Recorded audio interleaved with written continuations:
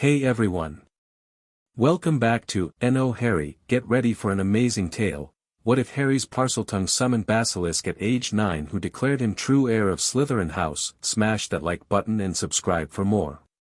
Here we go.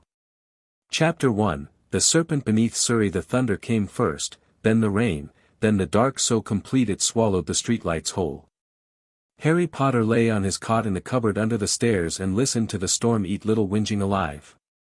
He was 9 years old, small for his age, with knobbly knees and glasses held together by a strip of sellotape, and he had learned a long time ago that the best thing to do during a thunderstorm was to stay very, very still and pretend he didn't exist. The Dursleys were good at pretending he didn't exist. He'd gotten rather good at returning the favor.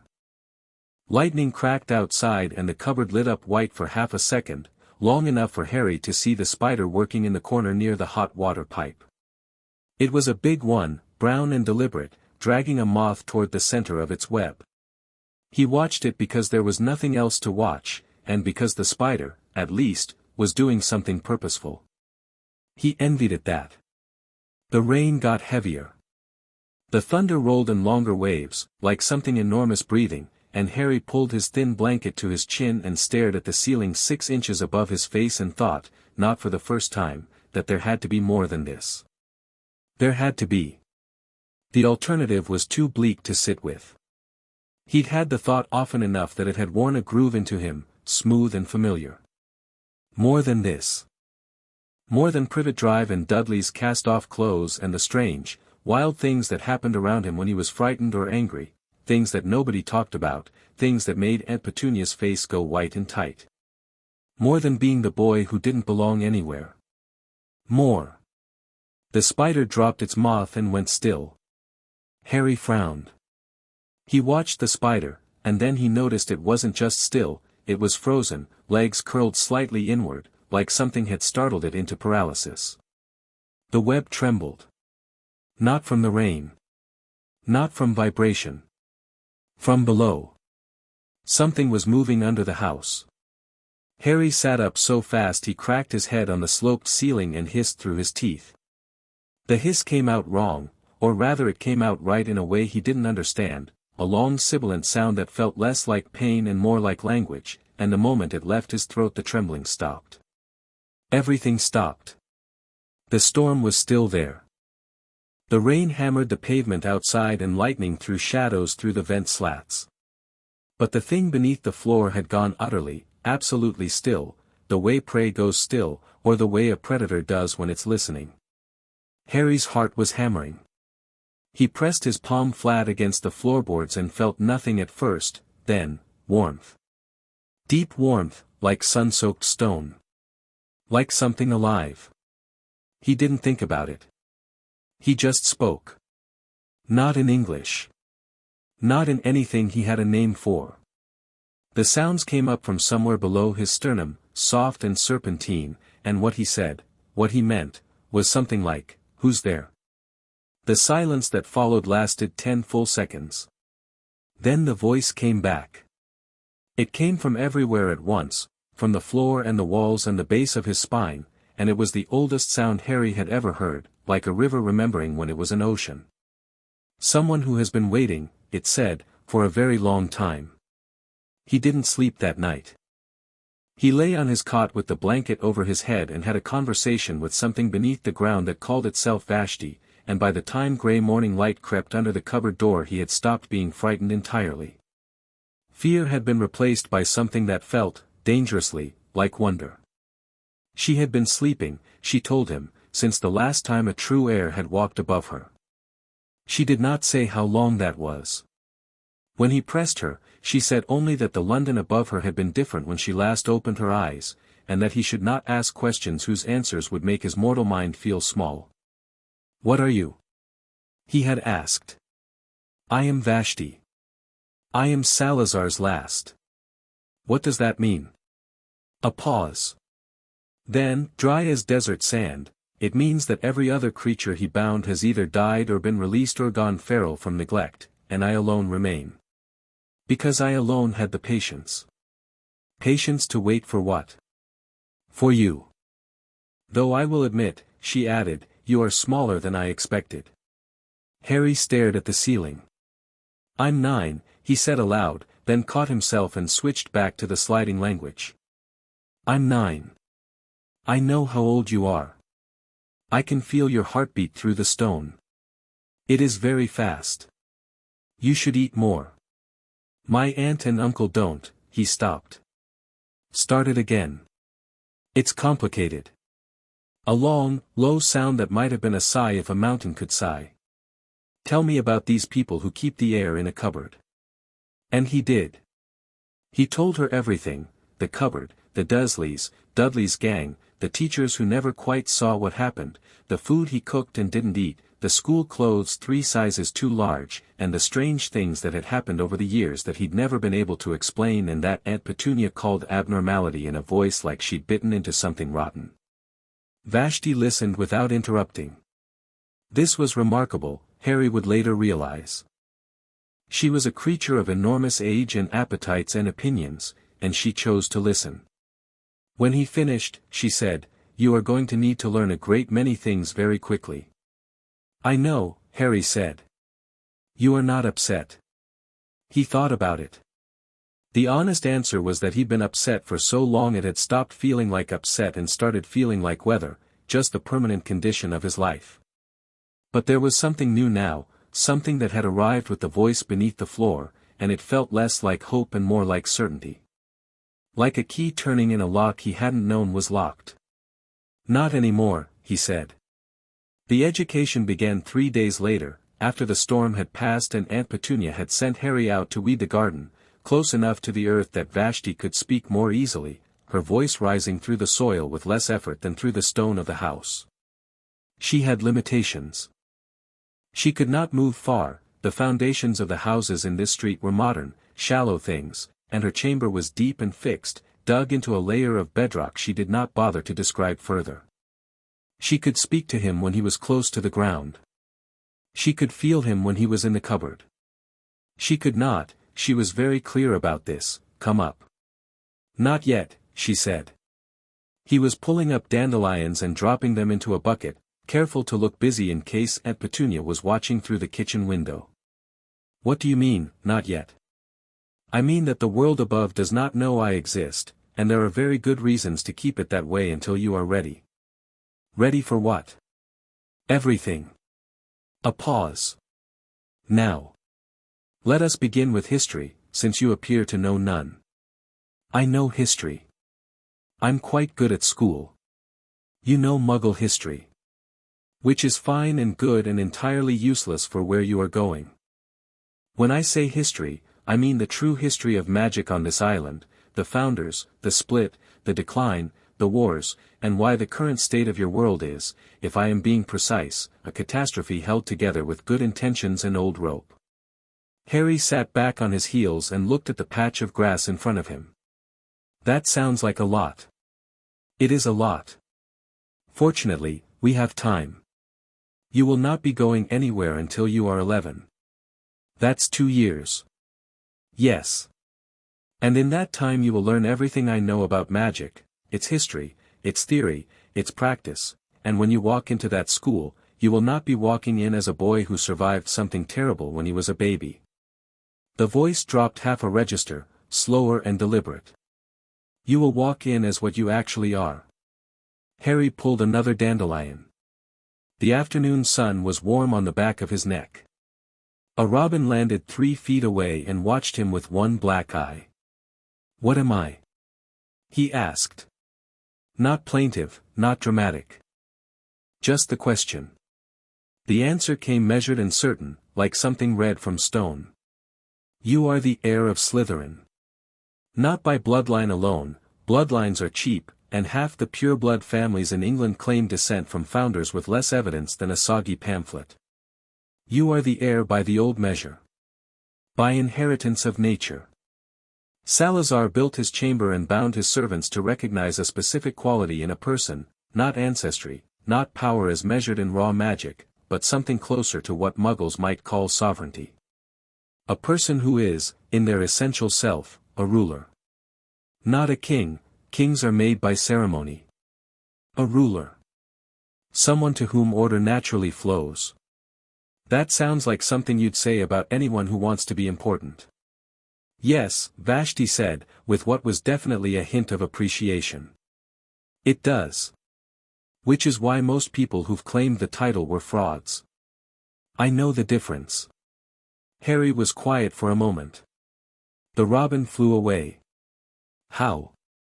He asked. Because I have been asleep for 4 centuries, child, and your voice woke me from 40 feet of bedrock in the middle of a Surrey thunderstorm. A dry pause. That is not nothing. He learned. This was the simplest summary of the next 2 years, and also the most incomplete.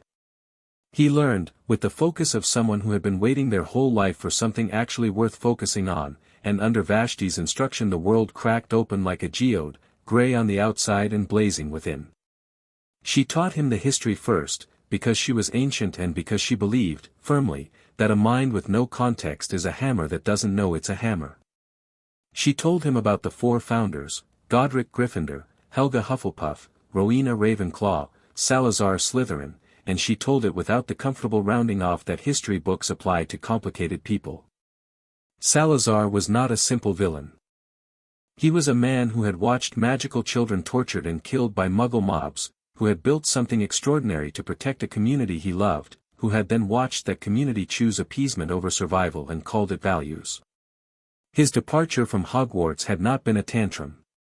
It had been a man deciding he would not watch something he loved die slowly.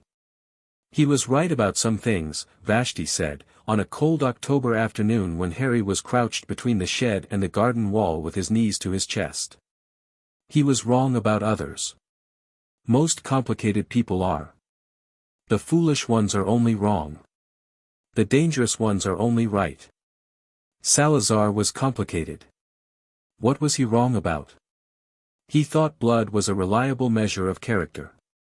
It isn't. It's a reliable measure of heritage, and heritage matters, but it is not character. Your mother was Muggle-born. Her magic was extraordinary. Salazar would have argued she should not have been educated alongside purebloods, and he would have been wrong about her specifically, and right about nothing important. What was he right about? A long pause. Wind moved through the dead garden and Harry tucked his chin into his collar. He was right that a world that pretends power doesn't exist will be ruled by the people who are willing to talk about it. He was right that kindness without intelligence is dangerous. He was right that a school that teaches children magic should also teach them what magic is, not just spells. Not just theory. The nature of it. The weight of it. Another pause. Hogwarts, as it exists now, does not do that. It teaches tricks and calls them education. Harry turned this over. Is that why you're teaching me? That is part of it. Her voice shifted slightly, the way a fire shifts when someone opens a window. I am teaching you because you are mine to teach, and because the world you are about to enter has been stumbling in the dark for 50 years and will continue stumbling until someone lights something. I have opinions about who should hold the torch. Me. You. He wasn't sure whether to feel honored or alarmed. He settled on both, which felt about right. The magical theory came in layers. He couldn't practice with a wand, he didn't have one and wouldn't have one until he was 11, but Vashti was extremely clear that wandless magic was not only possible but foundational, and that anyone who told him otherwise was either ignorant or lying to keep him manageable. Your magic already manifests spontaneously, she pointed out. It has since you were an infant. This means you are not untrained, you are uncontrolled. The difference is significant. What's the difference? An untrained horse has never been ridden. An uncontrolled horse has never been broken properly, which means its power is intact and its instincts are good but its habits are chaotic. The second horse is more dangerous initially and significantly more useful eventually. I'm a horse in this metaphor. A very small horse. He started practicing. Not spells, he had no framework for spells without a wand, but intention. Vashti was obsessive on the subject of intention, by which she meant the specific, focused, channeled direction of will. She had him spend entire afternoons sitting still, feeling for his magic the way you feel for a sore tooth with your tongue, not forcing it, just finding it. Mapping the edges of it. Magic is not external, she said. Every tradition that treats it as a force you reach for or summon is starting from the wrong end. Magic is you. It is as native to your body as your heartbeat. The wand helps you shape it, yes. The wand is a tool. But the tool does not contain the substance. You do. It took him 3 weeks to understand what she meant. It took him 3 more to be able to do anything with the understanding. But by the time he was 10, he could reliably levitate small objects, not with effort but with something that felt more like directing attention. He could make light without thinking about it. He had accidentally transfigured a spider into a button once, panicked, and then done it again deliberately to prove it wasn't a fluke. Vashti was extremely satisfied. Now, she said, stop doing that to spiders. Start doing it to things that are less alive. You like spiders? I eat spiders. I like the principle of not wasting a useful creature. The second year of his education, age 10 going on 11, Vashti shifted gears. History and theory gave way to what she called practical knowledge of the world you're entering, which turned out to be an extensive and often withering assessment of current wizarding society. She covered the Ministry of Magic, its structure, its failures, its tendency to swing between complacency and panic with nothing in between. She covered the major families and their alignments, the ones who'd backed Voldemort openly, the ones who'd backed him quietly, and the ones who'd claimed they hadn't backed him at all while their money sat in his war chest. The Knots, she said one day. Theodore Knott Sr. backed the Dark Lord and escaped Azkaban by claiming Imperius. His wife left him. His daughter Lyra is 11 this year and going to Hogwarts. Should I know her? She is intelligent, politically aware, and deeply uninterested in the performance of Slytherin values, by which I mean she does not care about blood status and will not admit to caring about anything except winning. She is also, I suspect, lonely. These two things together make her interesting. You're telling me who my friends should be. I am telling you who is worth your attention. What you do with that information is your business. He thought about this. What about the people who aren't worth my attention? There are rather more of them, but yes. Who should I avoid? Nobody. The word landed flat and final. Heirs do not avoid people, child. They navigate them. There is a difference. He was 10 years and 7 months old when Vashti said something he hadn't expected. He was in the garden, late summer, the sky going gold at the edges, and they were in the middle of a discussion about Dumbledore, a subject Vashti returned to often enough that Harry had started to understand it was deliberate. He is not your enemy, she said. I want to be very clear about that. But he is the most powerful wizard currently living, and he has spent 30 years positioning himself as the arbiter of good and evil in the wizarding world, and he made specific choices about your life before you could have opinions about those choices. He will approach you as a guide. He will be genuine about it. Dumbledore's great flaw is not insincerity, it is the assumption that his guidance is always correct. A pause. You should respect him. You should listen to him. And you should never, under any circumstances, assume that his version of what is best for you is the same as yours. Harry pulled at a loose thread on his sleeve. He's the one who left me here, isn't he? Yes. He knew what they were like. He made a calculation. Your protection was real, the blood magic your mother left functions as a shield, and living with her sister strengthens it. He weighed that protection against your comfort and decided protection won. A pause that felt careful, measured. He was not wrong about the protection. He was wrong to assume the calculation was complete. Because he didn't factor in me. Because he didn't factor in you. The gold at the edges of the sky had deepened to orange. Somewhere down the street a car engine turned over and died. Harry sat with the thought for a long moment, turning it over, not with bitterness, exactly, but with the cold clear eye he'd been developing, the one Vashti called political thinking and he called finally understanding how things work. When I meet him, Harry said, he's going to try to manage me. Yes. And I should let him try. You should let him try, Vashti said. You should be respectful and attentive and give him no reason to see you as a problem. A beat. You are not going to Hogwarts to fight Albus Dumbledore. You are going to learn everything that school can teach you and to build the foundations of everything you intend to become. Dumbledore is a complication, not an obstacle. You can be both aware of him and unafraid of him at the same time. I'm not afraid of him. I know, she said, and there was something in her voice that was not quite pride and not quite tenderness but lived somewhere in that neighborhood. That is what makes you interesting. The letter arrived on a Tuesday. Technically, it arrived on a Tuesday through the letter slot with the normal post, Mrs. Dursley's magazine, a bill, a circular about double-glazed windows, and a thick cream-colored envelope with emerald ink and a wax seal that looked, to Aunt Petunia's expression, like it had arrived from her worst nightmare. Harry was in the kitchen frying bacon. He heard the post come through, heard the specific silence that followed it, and counted to 4 before Aunt Petunia came in from the hall with her color entirely wrong and the envelope held between 2 fingers like it was possibly contagious. She stopped when she saw him. He kept turning the bacon. He did not look up. There's a letter, she said. Addressed to you. All right. The silence stretched. He could feel her looking at the back of his head with an expression he'd memorized without ever seeing it directly, the one that was half fear and half furious resentment, like his existence was something the universe had done to her on purpose. It's from, she stopped. Hogwarts, Harry said, and turned off the hob, and finally looked at her.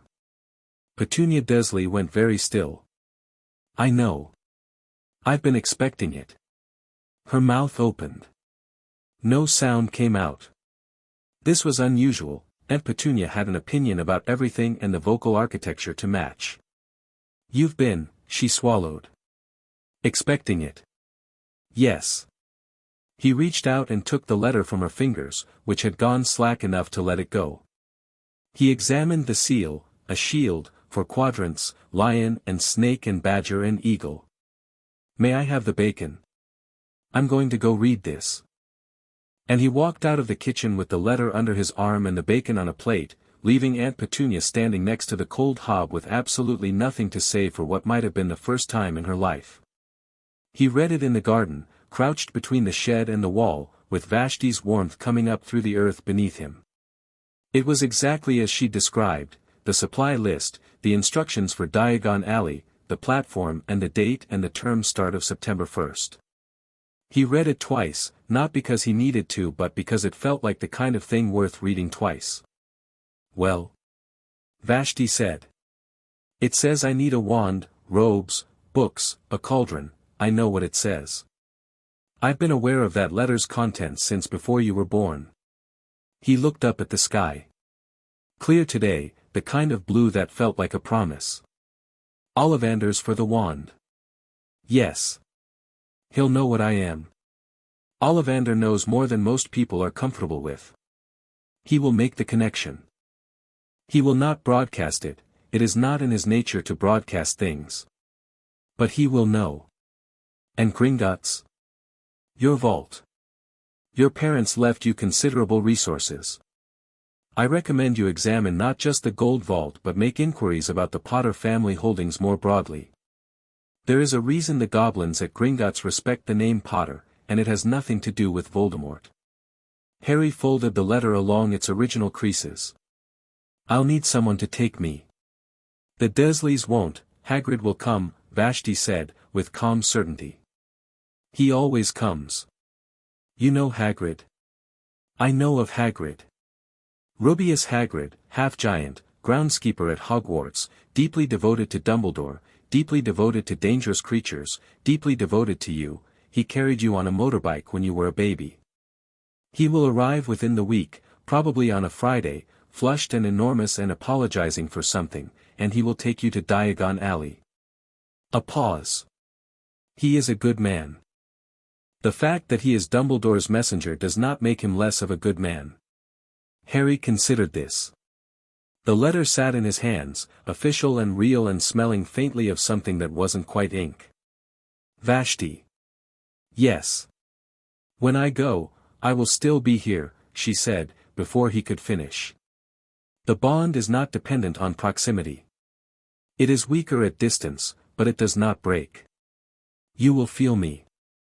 If you need me, call, and I will hear. A pause, and when she spoke again the dryness was mostly gone and something else showed through like bedrock under shallow soil. You have been good company, for a creature your size. He almost laughed. He didn't, he pressed his lips together and looked at the grass and felt something warm settle in his chest that he didn't have good words for yet. You've been good company too, he said. I know, she said. I am invariably excellent company. Now. Let us spend your remaining weeks reviewing Hogwarts curriculum so that you can be appropriately devastating at 11 years old. You have no humility at all. I am 400 years old and I woke from a century of sleep because a 9-year-old said something startled in a thunderstorm. I have earned the right to be comfortable with my own quality. This time he did laugh, quiet and genuine, with his back against the shed wall and the Hogwarts letter in his hands and the whole enormous future opening up around him like a door he'd been pressing against his whole life had finally, cleanly, given way. Hagrid came on a Thursday, actually, which Vashti accepted with serene composure when Harry pointed it out. Thursday, Friday. I have been asleep for a century. Forgive the imprecision. Harry didn't bother suppressing the smile. He was standing at the window of his cupboard. He'd been moved to Dudley's second bedroom 2 years ago, which Vashti had said was a function of unconscious respect, which even people who do not understand why they feel something will act on, and which Harry had privately decided was nonsense, but the room was real and he wasn't arguing, watching an enormous figure come up the garden path in the rain, wearing an overcoat that looked like it had been made from several other overcoats stitched together by someone working from memory. Hagrid knocked. The sound was like a small building hitting the door.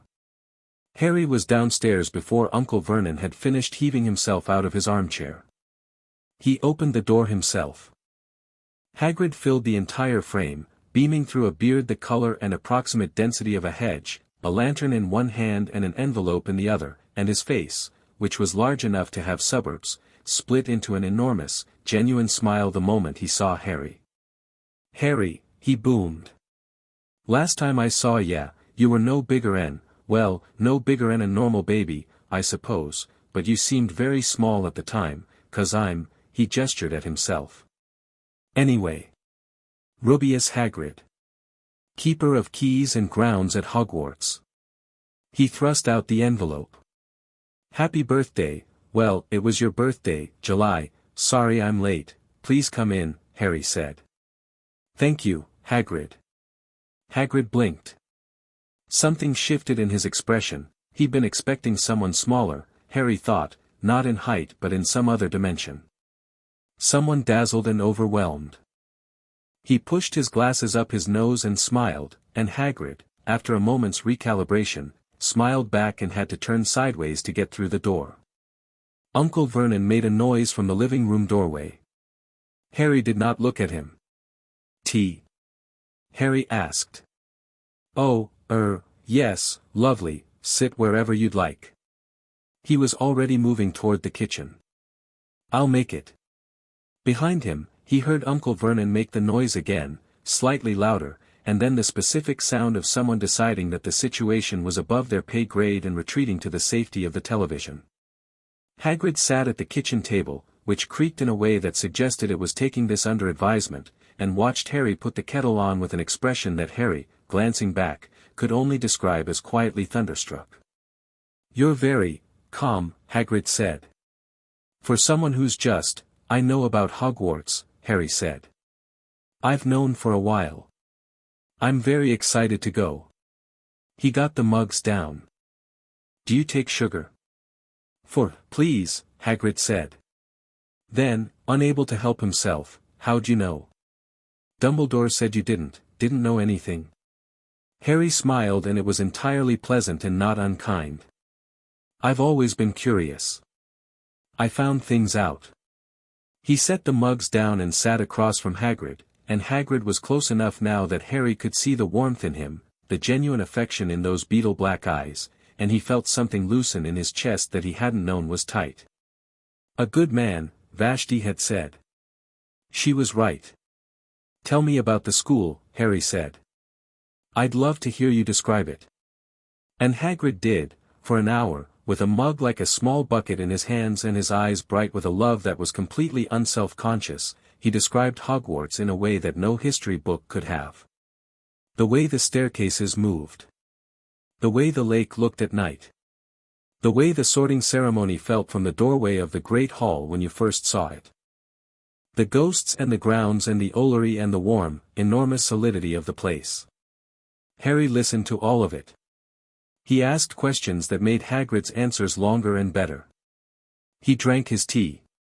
And when Hagrid finally pushed back from the table and said they'd better get moving if they wanted to make Diagon Alley before dark, Harry was already on his feet with his jacket on, waiting by the door with a small bag over one shoulder and a composure that Hagrid kept glancing at sideways, like he wasn't sure what to do with it. "Ready?" Harry asked. Hagrid looked at him for a moment, this small, still boy with his mother's eyes and his father's face and something behind both of those that Hagrid couldn't quite name, something that felt like standing on a high place and looking out at a very long way. "Ready," he said. They walked out into the summer evening together, and the door of number 4 Privet Drive swung closed behind Harry Potter for the last meaningful time, and somewhere 40 feet beneath the road, in a chamber that hadn't seen light in 100 years, Vashti curled her enormous length around itself and felt, through stone and soil and the deep hum of old magic, the bond pull taut and true like a bowstring drawn. "Go," she said softly, to no one and nothing and the boy already half a mile away. "Show them what you are." Chapter 2, Diagon and the blood of old names. The leaky cauldron smelled like wood smoke and old beer and something underneath both of those that Harry couldn't name but recognized in his bones, magic, concentrated and ambient, soaked into the walls over centuries like water into limestone. He stepped through the door behind Hagrid and stopped for 1 second, just one, to let it settle over him. Then he walked in like he owned it. That wasn't arrogance. It was the posture Vashti had described once during a lesson on serpent behavior, the difference between a snake that was hunting and a snake that was simply present. Complete stillness. Complete awareness. No wasted movement. She'd been talking about psychological projection as much as physical attitude, and Harry had practiced it in the mirror in Dudley's second bedroom until it stopped feeling like practice and started feeling like coming home to himself. The pub went quiet when Hagrid came in, which was normal. Hagrid caused quiet rooms the way a boulder causes ripples in a pond, simply by existing at that scale.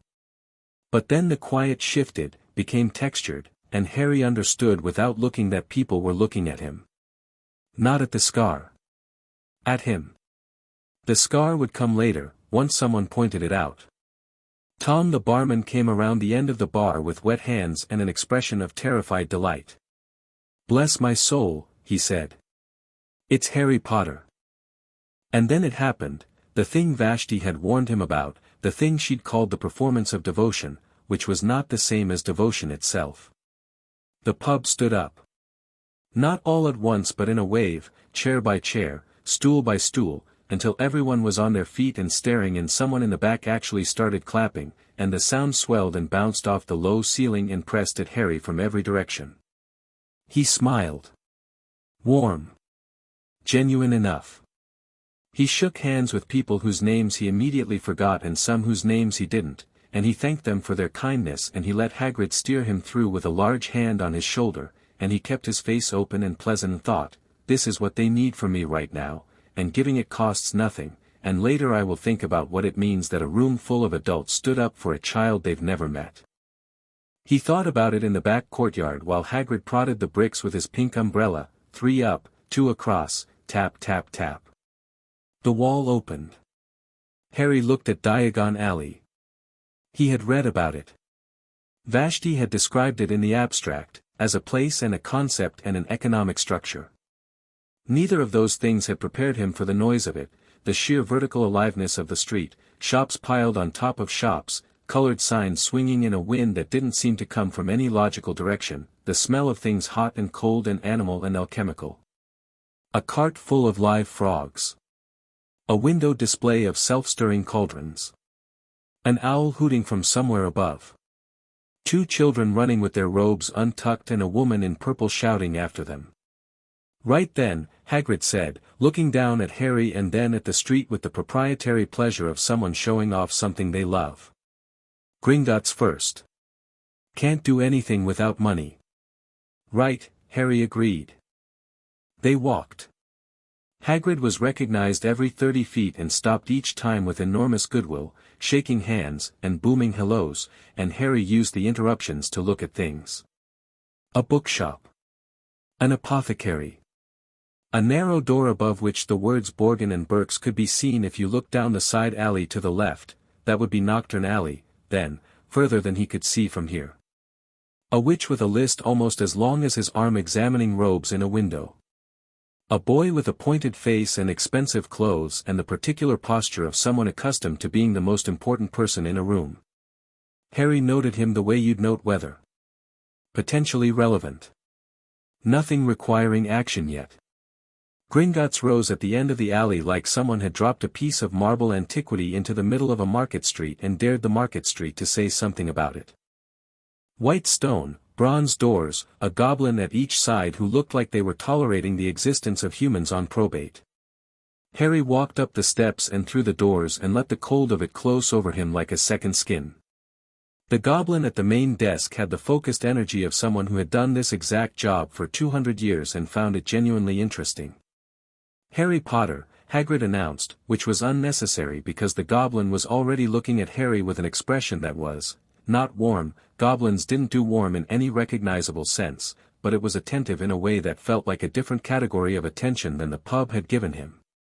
Less worship. More assessment. Harry returned the look. Even. Unhurried. The goblin, his nameplate red grip hook, blinked once. Mr. Potter. Your vault, I presume. Do you have your key? Hagrid has it, Harry said. Then, because Vashti had been very specific about this, I'd also like to make an inquiry about the full scope of Potter family holdings, if that's possible. Not just the gold vault. I understand there may be other accounts or properties I haven't been informed of. A pause. The kind of pause that, in a human, would come right before how do you know about that? In a goblin it came right before something that might have been respect. That, Griphook said, and there was a precise satisfaction in the word, can absolutely be arranged. It will require some time. I have time, Harry said. Hagrid was looking at him. Harry glanced sideways and gave him a small smile. Sorry. Is that all right? Do you have somewhere to be? No, Hagrid said, slightly off balance in the specific way he'd been off balance all morning, like he was constantly recalibrating. Take all the time you need. The vault cart ride would have been terrifying if Harry had any spare attention for terror. He was busy thinking about what Griphook had told him while the cart screamed down into the earth on tracks that seemed to have been designed by someone with very strong feelings about speed. The Potter family had 3 vaults. The first was the one everyone knew about, the Gold Vault, his parents' accessible savings, the one Dumbledore had apparently left him a key to. Substantial. More than enough for school. The second was the Potter Family Trust, sealed until he turned 17 or produced a formal legal instrument of early access. It contained assets, property deeds, and objects of significant magical value. Griphook had not been specific about the value beyond significant and the word had landed with quiet weight. The third was the oldest. It predated the other 2 by 6 centuries. It was registered not under Potter but under a name that Griphook had written rather than spoken, Peveril. It had not been accessed in 200 years. It was sealed against any access until the holder could demonstrate a specific condition that was, and Griphook had been genuinely careful here, not purely a matter of documentation.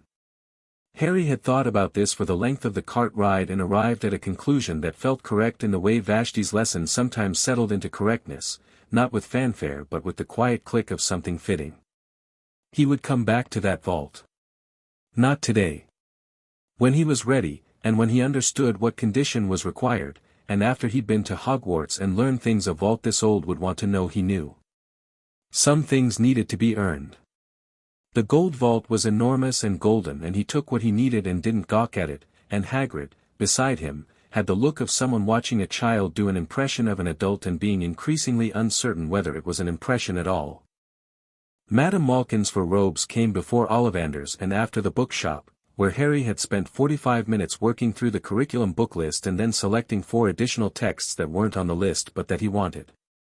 Hagrid had watched him read the back cover of an intermediate transfiguration theory book with an expression that was slowly settling into something like odd helplessness.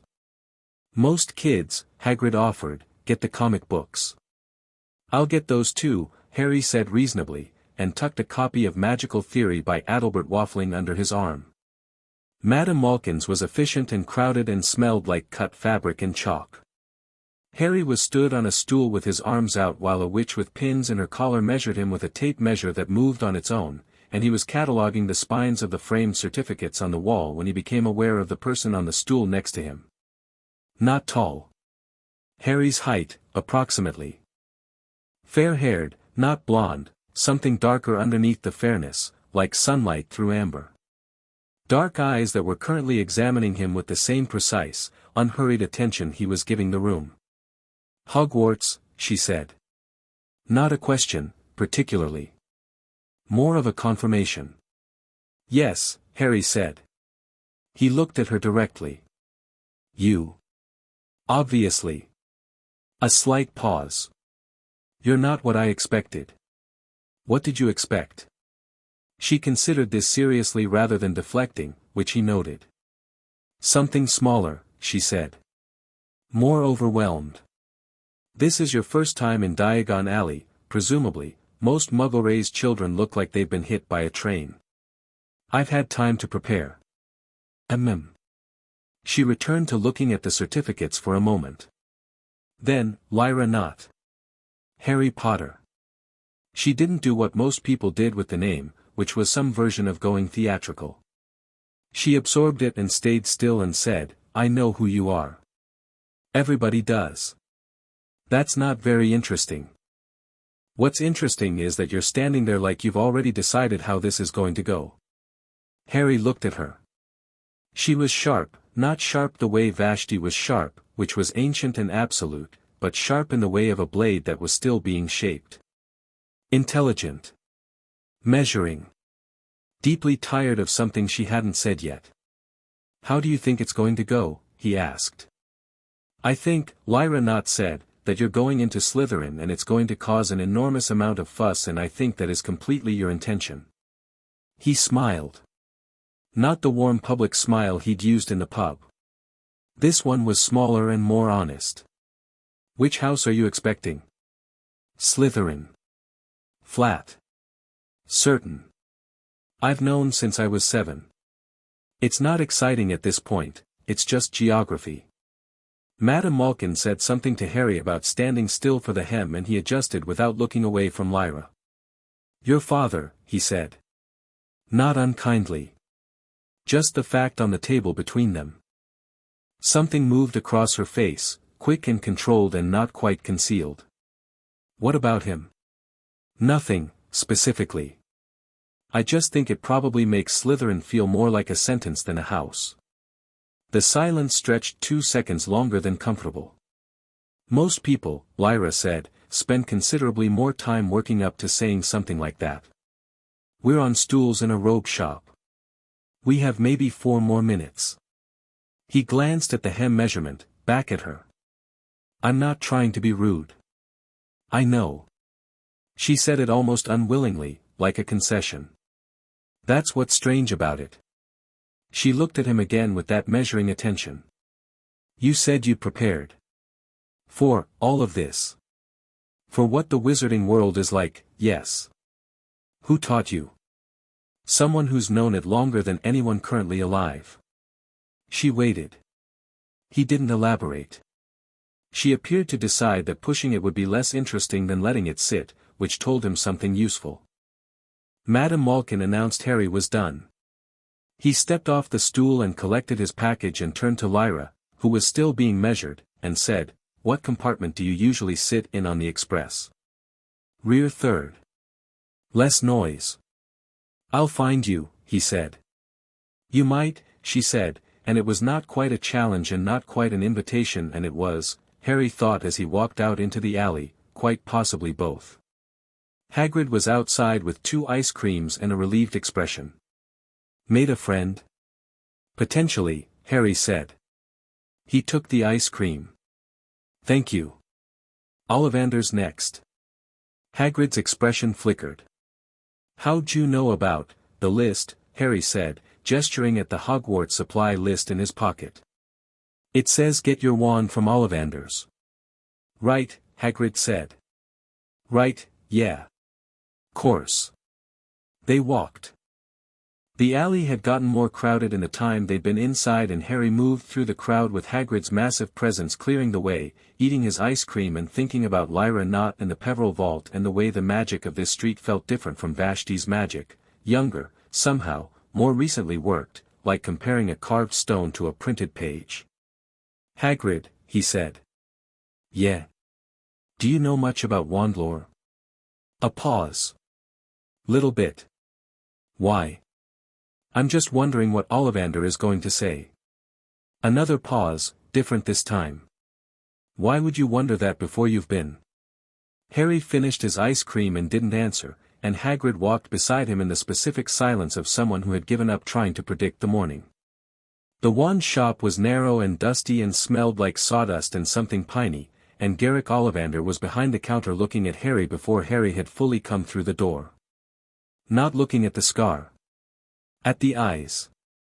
He was old in the way that very few things got old, not frail, not diminished, but distilled, like everything unnecessary had been slowly removed over decades until what remained was pure function.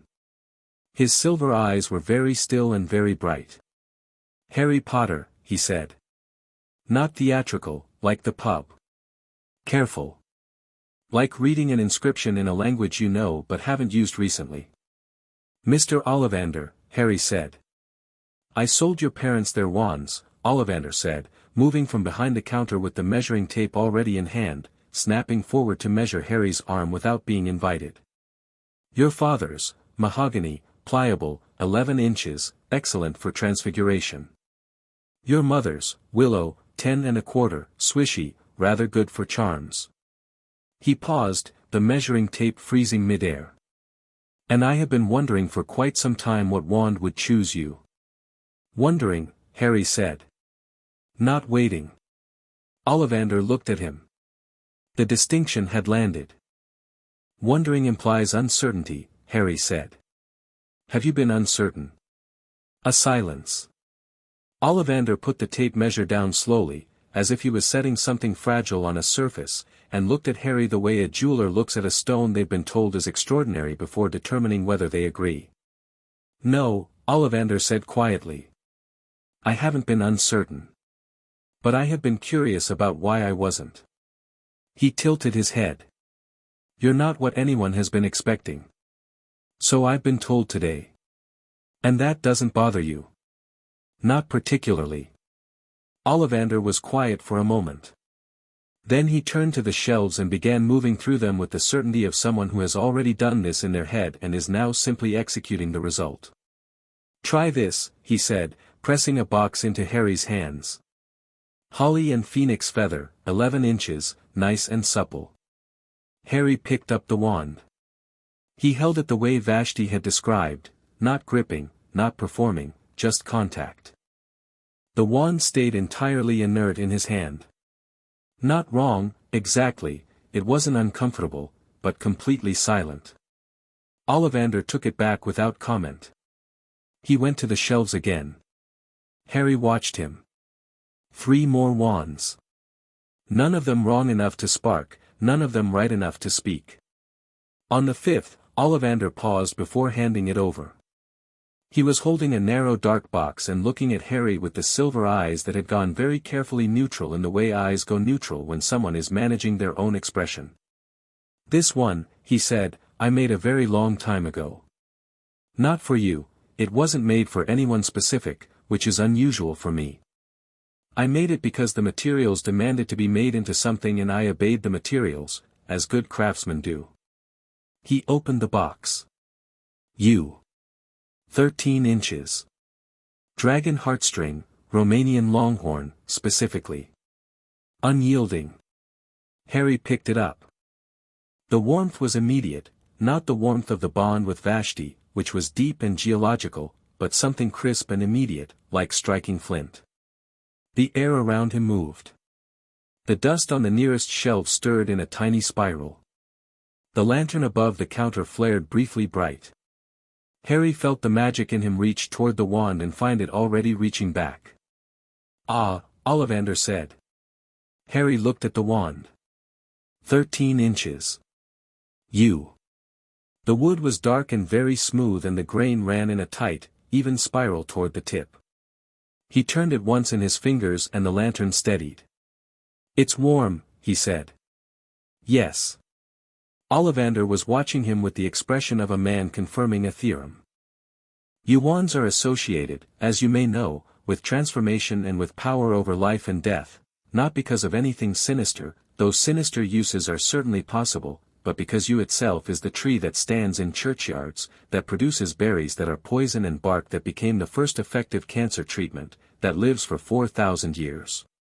It is a tree of extremity. He paused. The last wizard who had a yew wand of this particular character was Tom Riddle. The name landed in the shop like a stone in still water. Hagrid, in the doorway, made a sound. Harry looked at Ollivander. Ollivander looked back. Neither of them moved. And? Harry said. And nothing, Ollivander said. That is simply true, and I thought you should know it. I appreciate that. Harry looked at the wand again. He had a phoenix feather core. He did. This one has dragon heartstring. It does. So the similarity begins and ends with the wood. Ollivander was quiet for a moment. Curiously put, he said. I don't think it's curious, Harry said. Yew is a wood of extremity, as you said. There are things on one end of an extreme and things on the other end. Two objects can occupy the same axis without occupying the same position. He set the wand back in its box briefly, then picked it up again, because it felt wrong to put it down. He went one way. The wood doesn't choose the direction. Ollivander stared at him for a very long 3 seconds. 7 galleons, he said. They were back in the alley, the wand box in Harry's bag and the wand itself slipped into his jacket pocket where he could feel it against his ribs like a second heartbeat, when Harry saw Draco Malfoy for the second time that day. The first time had been brief, the expensive clothes, the pointed face, the posture of accustomed importance, and Harry had filed him under potentially relevant, no action required and moved on. Now Malfoy was coming out of the robe shop with a woman who was too beautiful and too composed to be anything other than old money and old magic, and he saw Harry at the same moment Harry saw him. The look Malfoy gave him was the specific look of someone doing very rapid social calculus. Harry Potter. Famous. Should be impressed by me. Unknown blood status but clearly money, look at the wand box from Ollivander's. Father will want a connection here. But also I'm supposed to be the important one. How do I? Harry watched all of this happen across Malfoy's face in approximately 2 seconds. Harry Potter, Malfoy said, and came forward with his hand out and his chin up and his voice pitched at the register of conferring favor. I'm Draco Malfoy. Harry shook the hand. Hello. I imagine you've had quite a day. Malfoy glanced at Hagrid, filed him under not relevant, looked back. First time in Diagon Alley? Yes. I can imagine how overwhelming it must be. The tone was perfectly calibrated, not unkind enough to be offensive, condescending enough to establish hierarchy. There's quite a lot to take in if you're not used to the wizarding world. I'd be happy to, I'm all right, Harry said pleasantly. Thank you. A beat. Malfoy regrouped. Right. Well, Hogwarts, are you sorted yet on which house? I imagine with your name, I know which house I'm going to, Harry said. Oh. Interest sharpened. Gryffindor, I'd expect. Given, well. Your family. Would you? Harry looked at him. Not hostile. Not performing anything. Just looking, with the same quality of attention he gave everything, and something about the steadiness of it seemed to be making Malfoy subtly uncomfortable without being able to identify why. What house are you going to? Slytherin, obviously. It's traditional. My whole family's been, good, Harry said. I'll see you there, then. The silence was almost comical. Narcissa Malfoy, who had been watching this exchange with the precise stillness of someone very good at gathering information, met Harry's eyes for a moment over her son's head. Her expression didn't change, but something moved in it, acknowledgement, maybe. Or reassessment. Harry gave her a small nod, which she returned imperceptibly. Malfoy was staring. You're Slytherin. But your parents were Gryffindors, yes. Harry smiled. Houses aren't inherited. Have a good afternoon, Malfoy. And he walked away, and Hagrid fell into step beside him, and they were halfway to the magical menagerie when Hagrid said, in a very careful voice, Slytherin. Yes. Dumbledore, Hagrid stopped. Started again. People are going to have opinions about that. I know. Strong ones. I know. Hagrid looked down at him. The afternoon light was long now, tipping toward evening, and it caught the beetle-black eyes and showed something in them that was worried and wondering in equal measure. Are you sure? Harry stopped walking and looked up at him, and Hagrid had the sudden, unshakable impression of looking at something much older than 11 years, something that had thought about this question from every available angle before he'd even asked it. Hagrid, Harry said. If I go to Gryffindor, I'm the boy who lived. I'm a symbol. I'm the thing that survived and everyone projects onto. I get managed and monitored and surrounded by people who see my parents when they look at me. He paused. If I go to Slytherin, I'm Harry Potter in Slytherin. I am the most disruptive, confusing, impossible to manage thing that house has produced since the founder left. I get to find out who I actually am because nobody has a comfortable script for it. He put his hands in his pockets. Which sounds better to you? Hagrid thought about this for a long time. His enormous shoulders moved in what might have been a sigh.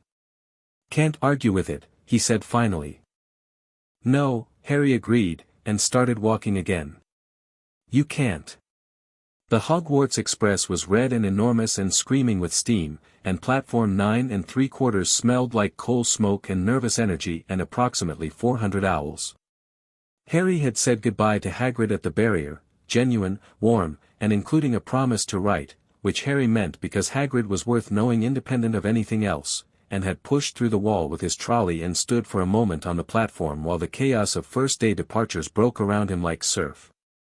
He found an empty compartment in the rear third of the train and put his trunk in the rack and sat down and waited.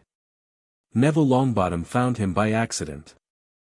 He came through the compartment door moving backwards, because he was carrying his trunk in two hands and apparently navigating by hope rather than sight, and the trunk caught the door frame and Neville made a noise of profound defeat and Harry stood up and took the other end of the trunk and between them they got it into the rack without anyone losing a finger. Thank you, Neville said, breathing hard, pushing his hair out of his eyes. I'm sorry, I can find, there are other compartments, sit down, Harry said. It's fine. Neville sat. He was round-faced and pink-cheeked and his robes were brand new in the way that said someone had fussed over buying them, and he had the particular look of someone who had been told they weren't very impressive so many times they'd started to believe it. There was a frog in his hands. It was attempting, with considerable industry, to escape.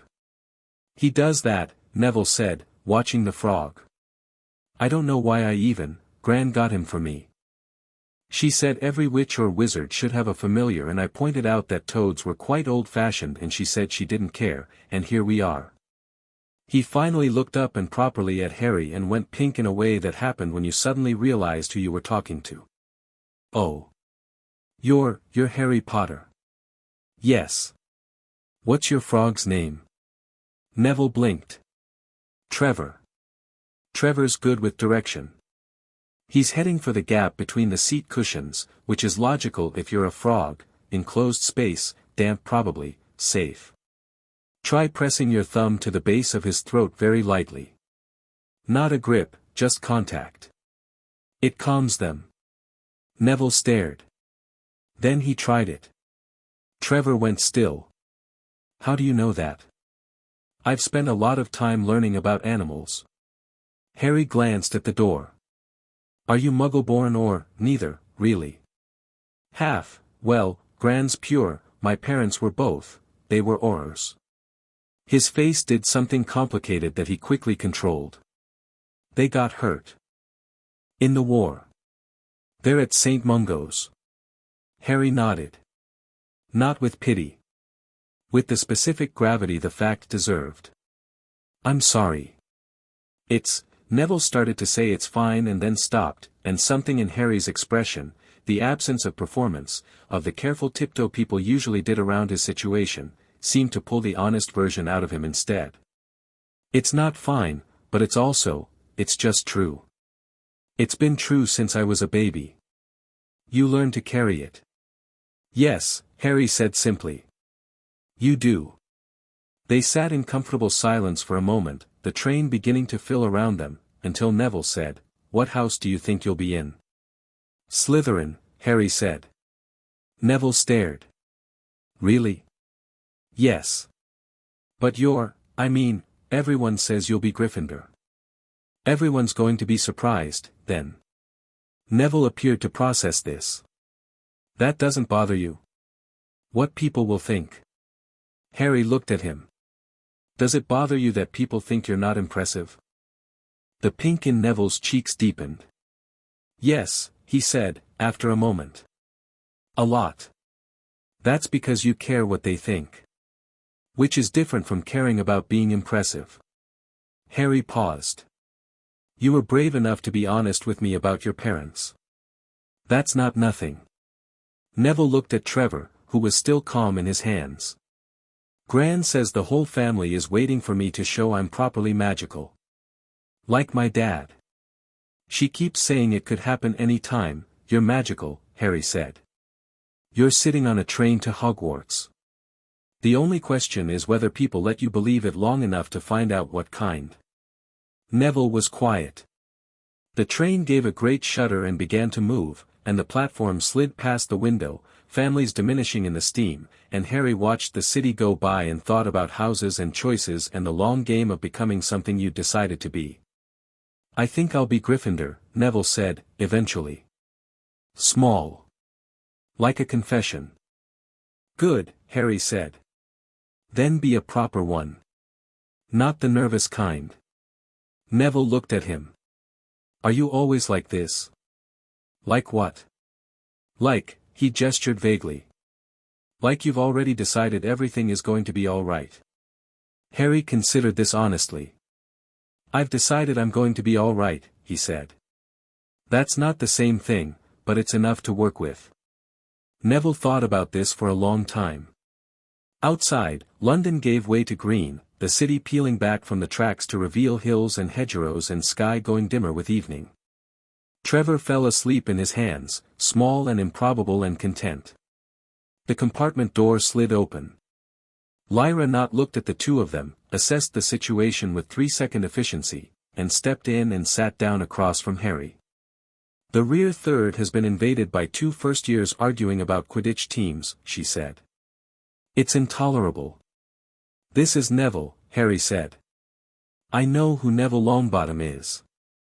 She glanced at him. Your grandmother argues with my father at the Wisengamot. It's spectacular. Neville looked deeply alarmed. You know her. Of her. She's terrifying. It's a compliment. Lyra leaned back and crossed her arms and looked at Harry. You told Draco Malfoy you were going to Slytherin. Did he tell you that? He told everyone. He's furious and confused and trying to decide if you're a threat or an opportunity. She paused. He's going to decide opportunity first. He'll get to threat later when opportunity doesn't work. That's a reasonable analysis, Harry said. I'm full of reasonable analyses. She looked out the window, then back. What are you actually doing? In Slytherin. What's the plan? Attending school, Harry said. Don't do that. Do what? The modest deflection. You're not a modest person. I could tell that in the first 30 seconds at Madame Malkin's.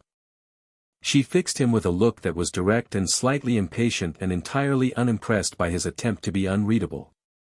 You're going into Slytherin knowing it's going to cause chaos, which means you want the chaos, which means you have a use for it. What is it? Harry looked at her for a moment. Then he looked at Neville, who was watching this exchange with the expression of someone watching a tennis match played slightly above his pay grade. You're going to be in Slytherin, Harry said to Lyra. Obviously. And you're going to help me. She raised an eyebrow. Will I? You want a reason to care about your house that isn't your father's version of what it's for. He held her gaze. I'm going to give you one. The eyebrow stayed up. But something behind it moved, small and quick and honest. That, she said slowly, is either the most arrogant thing I've heard today or the most interesting. Both, probably, Neville offered. They both looked at him. He went pink. Then he straightened slightly, something in him steadying by millimeters. He did the same thing to me, Neville said. Said something true and didn't apologize for it. He thought about it. It's actually quite good. Lyra looked at Harry. You've recruited the Longbottom heir in one train ride. He recruited himself, Harry said. I just didn't tell him he couldn't. The train rushed on through the darkening countryside, the three of them in the yellow light of the compartment, Neville with his sleeping toad and Lyra with her arms crossed and her sharp eyes working through something, and Harry with the U-wand warm against his ribs and the distant, deep pulse of Vashti threading through the bond like a slow tide. He thought about Hogwarts. He thought about the sorting. He thought about the faces in the Great Hall when the hat called more actions request aborted. Right, the next chapter now. Chapter 3, The Sorting of a King. The boats crossed the lake in the dark and the castle sat above them like something that had always been there and had simply been waiting for the right people to notice it. Harry noticed it. He sat in the prow of one of the small boats with Neville beside him and the black water moving silently beneath them, and he looked up at Hogwarts and felt the magic of it press against the outside of him like a warm hand on a cold window. Not Vashti's magic, older than her, almost, or differently old, the way a mountain is differently old from a river. The castle had been thinking its own slow thoughts for 1,000 years and it was aware, dimly and fundamentally, that something was arriving at its door. Harry was aware in return. I can feel it, he said silently, not quite in Parseltongue, more in the direction of the bond, the way you can direct a thought towards someone sleeping in the next room. Vashti's answer came from very far away, thin as thread, warm as embers. I know. It can feel you too. That will become more interesting later. The boats scraped against stone and Hagrid called them forward and they filed through a door in the rock face and up into the castle proper, a corridor that smelled like torchlight and old stone, and then into the chamber off the great hall where Professor McGonagall was waiting.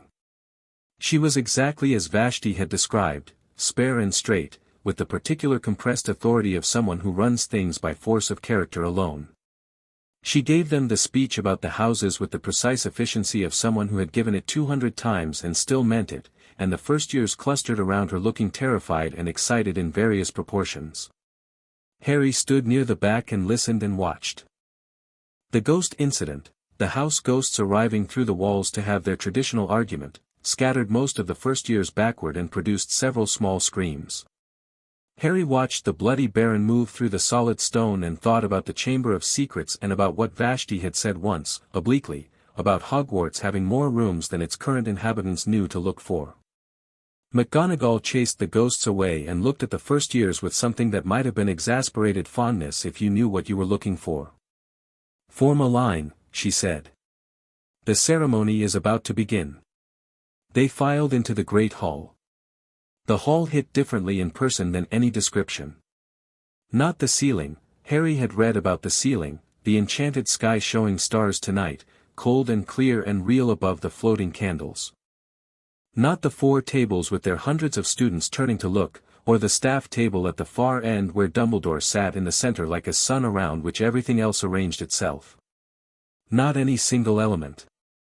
It was the compound of it, the weight of what had happened here over 1,000 years, the accumulated mass of learning and sorting and argument and breakfast, and Harry walked into it and let it settle over him and kept walking. Dumbledore saw him immediately.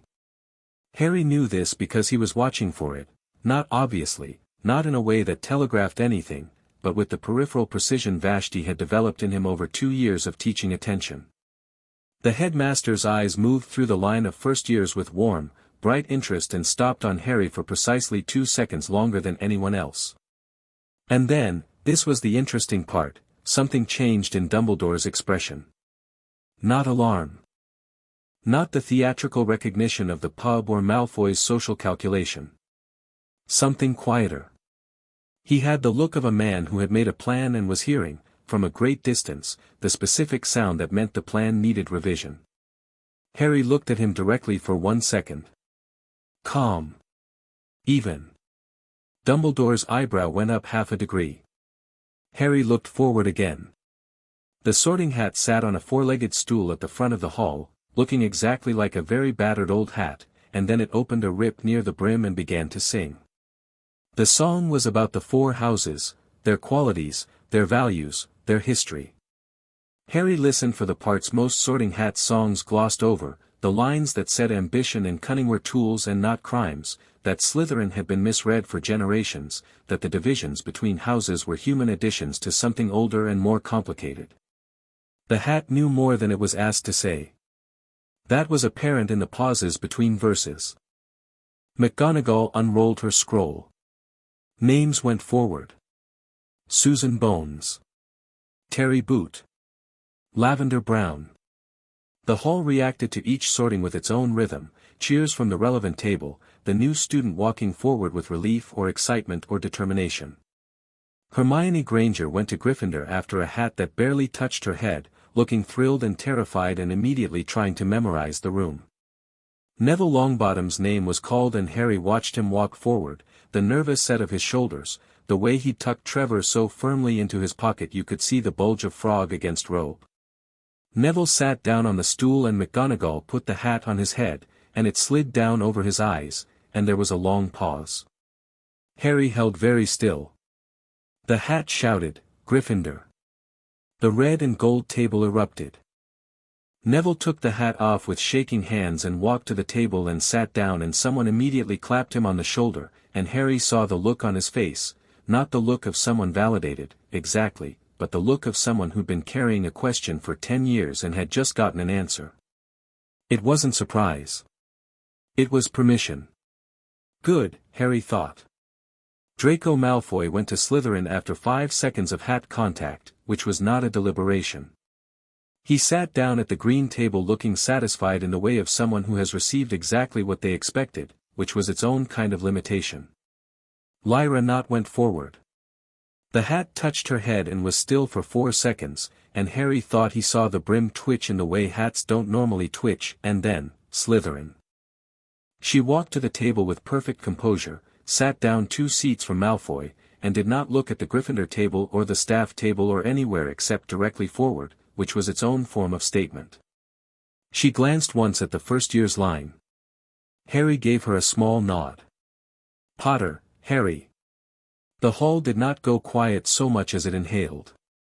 The sound cut off mid-sentence across all 4 tables simultaneously, not from instruction, not from anyone telling anyone anything, but from the reflex of hundreds of people who had been waiting for this name since the first years walked in. Harry walked forward through the held breath of 1,000 people and sat down on the stool and felt the hat come down over his head and go still.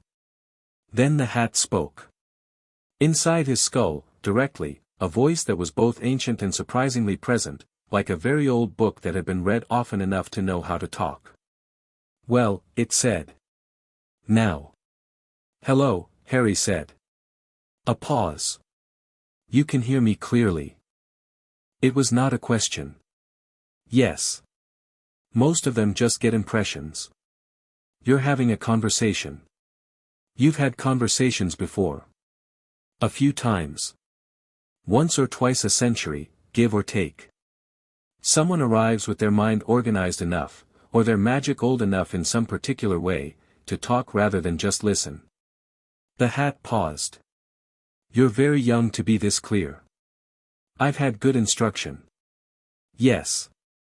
Another pause, longer, and Harry had the sense of something immense turning its attention on him fully, not the polite social attention of reading surface thoughts, but the deep structural kind.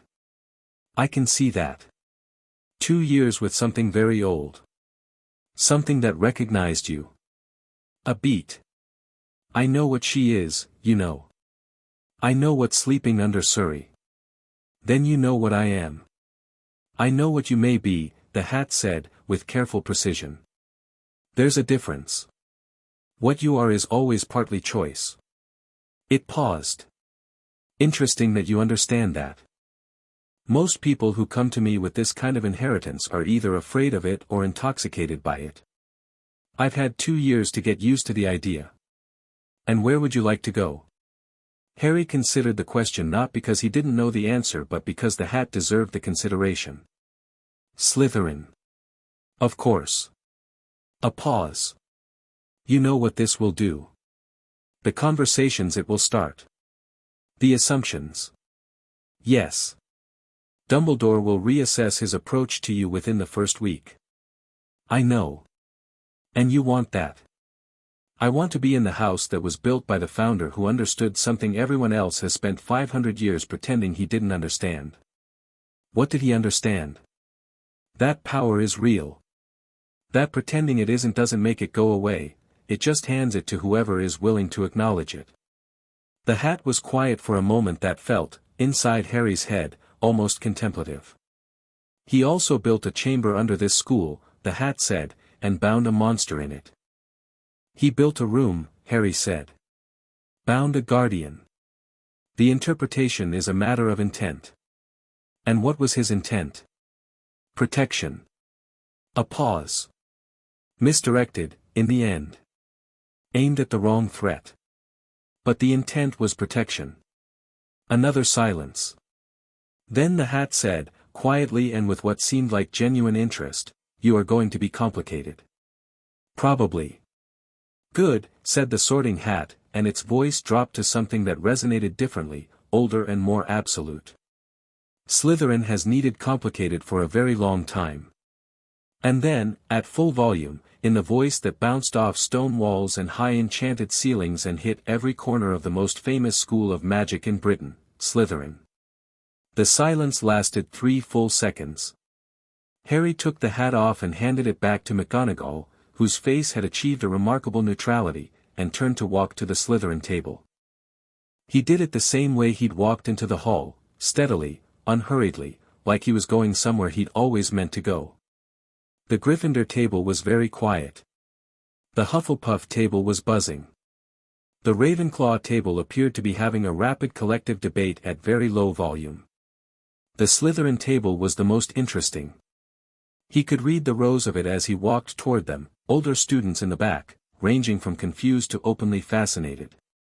His year group near the front, Malfoy, who had arranged his features into something welcoming with the speed of someone who had decided this was an opportunity and was running with it, a boy with a wide, still face who Harry placed as Blaise Zabini, watching with the patient interest of someone who gambled and knew when a variable had entered the equation, a girl named Pansy Parkinson who looked thrown, 2 who must be Crabbe and Goyle, neither of whom appeared to have fully processed what was happening. And Lyra, 2 seats from Malfoy, who looked up as Harry approached and gave him the expression of someone whose prediction had been confirmed. He sat down next to her. She said, very quietly, without looking at him, "The hall is still not entirely sure whether to applaud." "Give them a moment," Harry said. 3 seconds later, the Slytherin table started clapping, led by the prefects who had correctly identified that this required an adult response, and the sound spread to the other tables in the tentative, uncertain way of people who weren't sure of the etiquette but didn't want to be conspicuously silent. Dumbledore's applause was measured and warm, and his eyes on Harry were very thoughtful indeed. The feast appeared, and the conversation around the table sorted itself into the familiar taxonomies of first-night dinner: who had been where, who knew whom, what families connected to what other families. Harry ate and listened and spoke when spoken to, and paid attention to the texture of the table's social architecture the way Vashti had taught him to read rooms, not the surface conversation but the weight of it, who deferred to whom, where the real confidence lived versus the performed kind. Malfoy made several attempts to establish himself as the table's social arbiter, which was instinct more than strategy. He was genuinely intelligent and genuinely confident, and had been the most important person in his own world for 11 years, and the arrival of Harry at his table had not destabilized him so much as sharpened him, like a whetstone sharpens a blade. "Your family had Gryffindors going back to the founding," Malfoy said, after the soup, in a tone designed to be helpfully informative rather than pointed. "That's going to confuse people." "Good," Harry said. "It's not, I mean, I'm not suggesting it's bad, necessarily. I know what you're suggesting," Harry said, not unkindly. "You're trying to work out whether I ended up here by accident or intention, and you're going to keep probing until you figure it out." Malfoy went still. "I don't mind," Harry said. "It's a reasonable thing to want to know. For the record, intention. Full stop." He reached for the bread. "Now your turn. Tell me about the Malfoy family holdings. I understand your father has significant ministry connections." And the thing was, this was the pivot point, the hinge on which the whole interaction swung. Malfoy could have bristled. Most people at 11, facing that kind of direct redirect, would have bristled. Instead, something lit in his grey eyes, something that was recognition, the look of a chess player seeing the board rearranged by someone who actually knew what they were doing. "Considerable connections," Malfoy said, and the tone had shifted, the condescension gone and something more honest in its place. "My father sits on 4 Wisengamot committees." "Which ones?" Malfoy told him. Harry listened and ate. Lyra, beside him, listened and said nothing, but he could feel the quality of her silence, attentive, cataloguing, threading her own analysis through everything Malfoy said. Zabini, across the table, watched all 3 of them with slow, calm interest and eventually said, with the measured quality of someone spending words carefully, "You researched us." "Some," Harry said. "More than some." Zabini leaned back. His accent had an Italian lilt that hadn't been bred out of him despite English schooling. "You knew the Knott family, you recognized Lyra immediately at Madame Malkin's. You knew the Malfoy ministry connections without being told. You're filing everything anyone says." A pause. "Who taught you?" "Someone who knew this world well. Muggle world doesn't teach wizarding political structures." "No," Harry agreed, and gave Zabini a look that said, "You found the edge of what I'm going to tell you tonight with complete pleasantness." Zabini absorbed this and nodded, once, the nod of someone filing an answer for later. The feast moved on. Pudding arrived. The candles burned lower. Dumbledore rose and gave his start-of-term speech, the usual structure, welcome and rules and warnings. His eyes swept the tables and settled on Harry twice during the address, brief and apparently casual, and Harry met them both times without any change in expression. And finally, Dumbledore said, with the warmth of someone who genuinely meant it, "Hogwarts is your home. Whatever happens beyond these walls, and a great deal does happen, in a world as wide and complicated as ours, these corridors are yours. These teachers are yours. I would ask only that you approach the next 7 years with the generosity of spirit that allows learning to occur." His blue eyes settled, one final time, on the Slytherin table. "Good night." The Slytherin common room was underground, which Harry had expected, and it was not what he had expected, which was that it would feel oppressive. It didn't. The dungeon walls were dense stone, the ceiling low and arched, and the light came from green-tinged wall sconces that cast everything in a color that was less sickly than it was aqueous, like being at the bottom of a very clean pool. The common room fire burned at one end and the black lake pressed against the windows at the other, the water dark and occasionally stirred by things that didn't announce themselves. He liked it immediately. Prefect instructions. Passwords. Dormitory locations. The older students observing the first years with varying degrees of interest or contempt, calibrating. Harry took the bed nearest the window, which everyone else had left alone because it was furthest from the fire, and unpacked his trunk with the efficiency of someone who'd been sleeping in a cupboard and knew how to create usable order out of limited space. Malfoy had the bed across from him, which had not been an accident. Malfoy had claimed it within 30 seconds of entering the dormitory with the smooth speed of someone used to positioning. "What are your intentions for Quidditch?" Malfoy asked, from behind his hanging curtain, in a tone of determined casualness. "Seeker," Harry said. "First years don't, first years rarely." "Not never." Harry looked at the ceiling. "I can fly. I haven't tried on a broom specifically but I understand the principles." "How about you?" Malfoy was quiet for a moment. "I was expecting Seeker," he said, without the bravado he would have used an hour ago. "We'll see," Harry said. "There's no reason it has to be a competition." "No. You have political value I don't have. Family name, ministry access, social infrastructure that takes decades to build. I have," he thought about it. "Different things." He paused. "We're more useful as allies than as rivals, Malfoy." Another silence, longer this time. "Most people call me Draco," Malfoy said. "Most people want something simple from you," Harry said. "I want something more complicated. That deserves the surname. That is, an odd way of showing respect. Is it working?"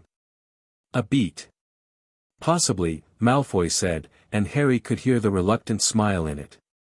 Zabini's voice came from the far end of the dormitory, dry as sand. "This is going to be an interesting 7 years." The first week of classes was less revelation than confirmation. Harry had read the curriculum ahead. He'd theorized it, argued it with Vashti on winter afternoons when the garden was frozen and they had nothing but time and questions. Walking into Transfiguration and Charms and Potions felt less like learning new things and more like putting names to shapes he already understood from the inside out. McGonagall's Transfiguration class began with a lecture and ended with the practice of turning a matchstick into a needle. Most of the class spent the hour producing matchsticks that were slightly pointier than before. Harry produced a needle on his second attempt, then spent the rest of the class reverse engineering the needle back to a matchstick and then into a small steel button, because the reverse transformation was more theoretically interesting.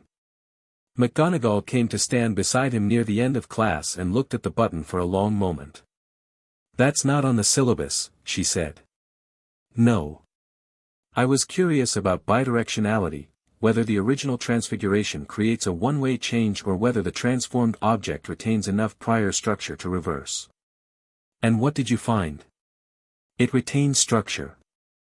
The reversal is actually easier than the initial transformation once you understand why. You're moving with the object's natural memory rather than against it." He paused. "Is that useful?"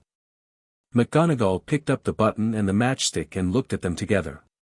Her face was doing the same thing it had done on sorting night, achieving a careful neutrality that was slightly different from her baseline expression, as though she was managing a reaction she hadn't quite expected. "Extra reading," she said finally, setting them down. "I'll leave a list in your dormitory by Thursday. It won't be easy." "Good," Harry said. She walked away. Lyra, beside him, said without looking up from her own practice, "You're going to have that conversation in every single class, aren't you?" "Probably. And you're enjoying it." "I'm not performing it," he said. "I'm genuinely curious." She flicked her wand and her matchstick became a needle with the crisp precision of someone who had already practiced this at home. "There's a difference between those things." "Yes. Performing curiosity is what some people do when they want to look clever. Actually being curious means you forget you're in a classroom. He watched the needle in her fingers. You've done this before. Over the summer. Theoretically. Why theoretically? Because my father doesn't let me practice unsupervised. The word he uses is unsupervised. The word that's more accurate is independently. She said it flatly, with the specific compression of someone who has accepted an unfair situation but hasn't stopped being angry about it. Harry looked at her profile, the set jaw, the needle turned precisely between two fingers. He's not here, Harry said. She turned to look at him. He's not here, Harry repeated. He can't see what you practice. He can't manage what you get good at. He held her gaze. That's the point of school. Something shifted in Lyra's face. Not relief, she was too controlled for relief to be visible. But something that relief would have been if it had had time to be refined into something harder and more useful. She turned back to her desk and cast the reversal without being asked, and the needle became a matchstick, and then she held the matchstick up to the light and squinted at it, assessing her own work. Thursday evenings, she said. In the common room. You, me, and whoever else is worth the time. Practice. Yes, Harry said. Potions was Snape.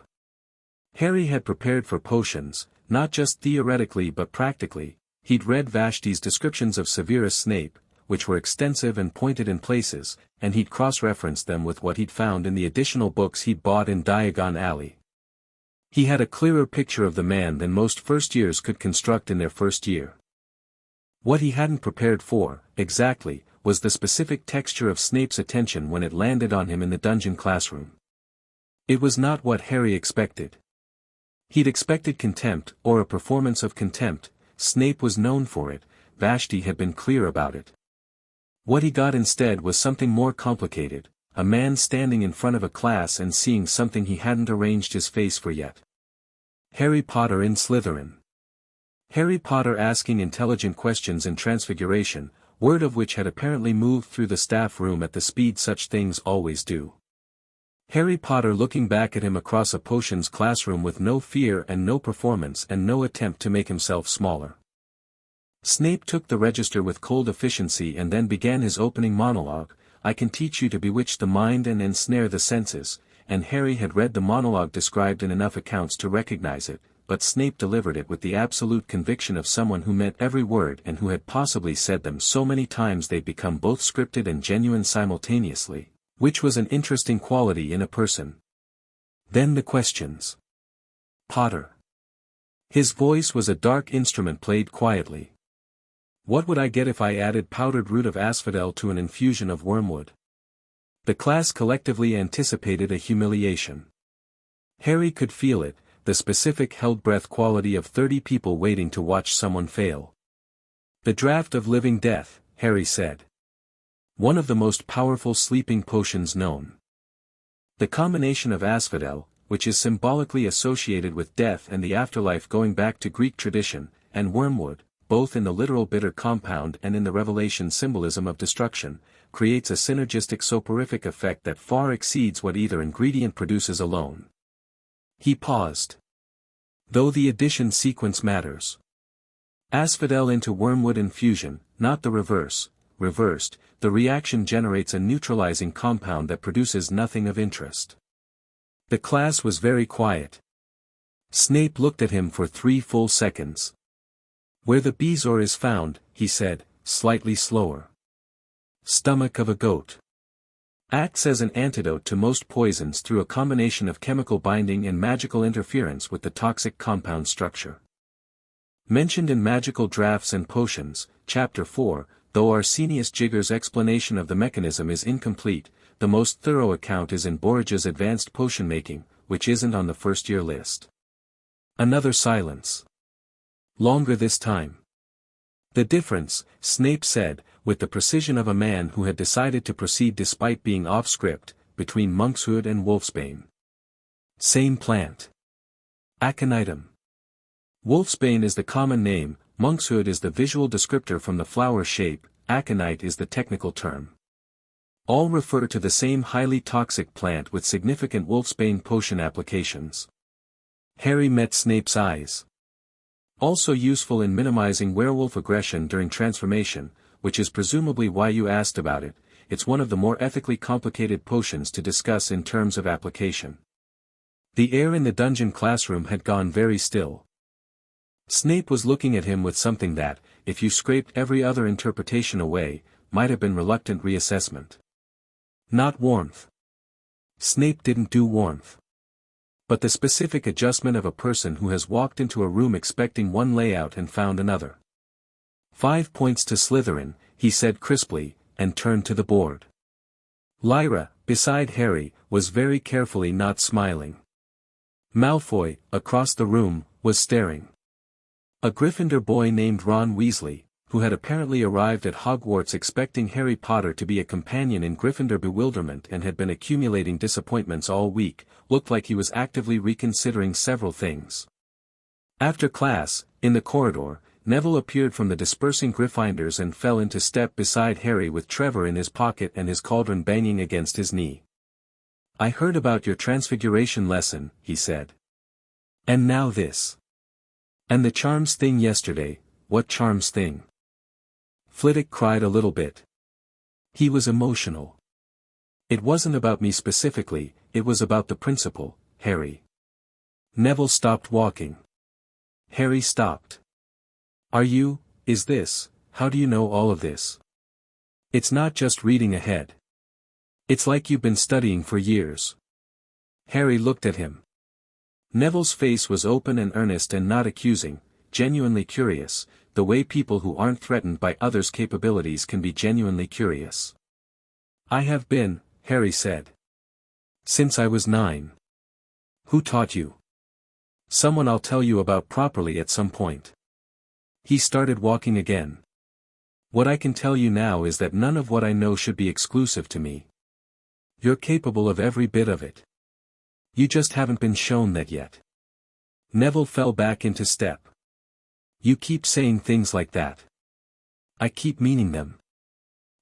He frowned, working it out. It's odd to be told you're capable of something by someone who's clearly better at it than you. Usually that makes it feel worse. Only when the person doing it needs you to be less than them," Harry said. "I don't." Neville was quiet for a long moment, thinking about this. "Thursday evening," Harry said. "Common room practice, Lyra's running it. You should come." "I'm in Gryffindor." "I know. Come anyway." "That's not, the common rooms have entrances. Not barriers. Come." Neville looked at him sideways. "What exactly are you building?" It was a better question than most adults would have asked. Harry glanced at him, this pink-cheeked boy with his sleeping toad and his quiet, patient intelligence and the Gryffindor courage he was only beginning to understand he had, and thought about Vashti's voice through the bond, far away and warm as bedrock, and about the Peveril vault and the chamber and the long architecture of what this place was going to become. "A foundation," Harry said. The thing about Dumbledore was that he didn't move quickly. Harry had expected, after the sorting, a summons. A meeting. Some version of the headmaster's gentle, probing curiosity deployed in the direction of his newest unusual student. He'd prepared for it the way you prepare for a test you know is coming, not with anxiety but with the organized calm of someone who has revised thoroughly and trusts their own preparation. The summons didn't come in the first week. Or the second. Dumbledore appeared to be doing what Harry recognized, with some appreciation, as a very subtle form of patience. He was watching. Gathering information. Not acting until he had enough to act well. It was good strategy, it was exactly what Harry would have done, and it made the headmaster more interesting, not less. What Dumbledore did instead of summoning was arrange proximity. He appeared at the Slytherin table during Thursday dinner, moving through the hall on some invented errand, and paused to speak with the Slytherin prefects, and his path took him naturally past the section of table where Harry was sitting with Lyra and Zabinian, because Harry had made good on his word. Neville, who had taken to appearing at the Slytherin table for Thursday dinners with the determined casualness of someone who had decided a thing and was no longer explaining himself. Dumbledore stopped. "Mr. Longbottom," he said warmly. "Broadening your horizons, I see." "Yes, sir," Neville said. "And Mr. Potter?" The blue eyes came around. Warm and bright and measuring under layers of warmth and brightness, like a telescope inside a lantern. "How are you finding Hogwarts?" "Extraordinary," Harry said, and meant it. "I'm very glad." A pause that was shaped like a question. "I hope you'll come and see me if you ever need anything. My door is always open." "Thank you," Harry said. "I will." Dumbledore smiled, genuine warmth, genuine kindness, genuinely complicated underneath. He moved on.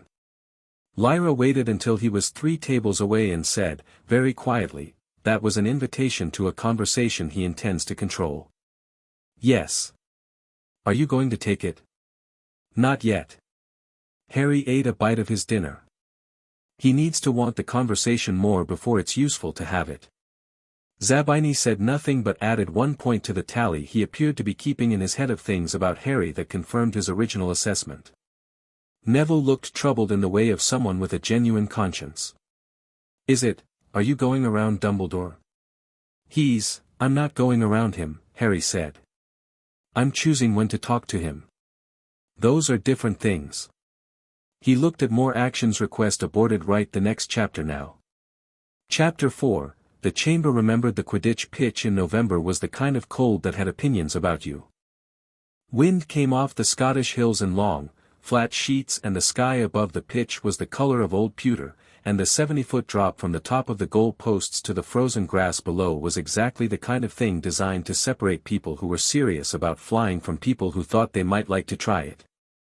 Harry was serious. He'd known this about himself before he'd ever touched a broom.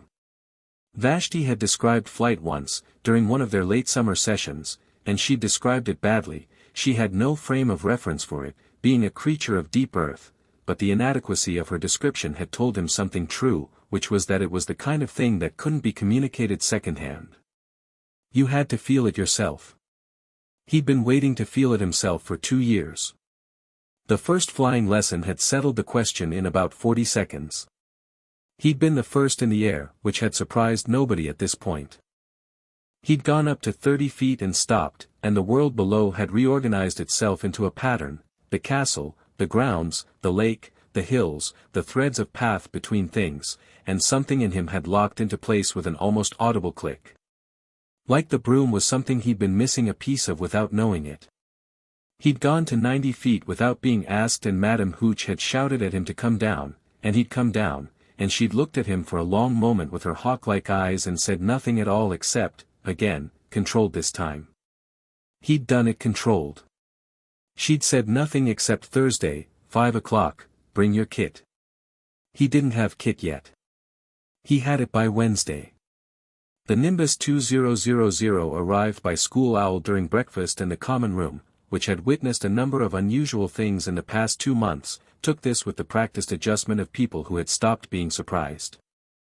Lyra looked at the broom and then at Harry and then back at the broom with the expression of someone doing rapid probability calculations.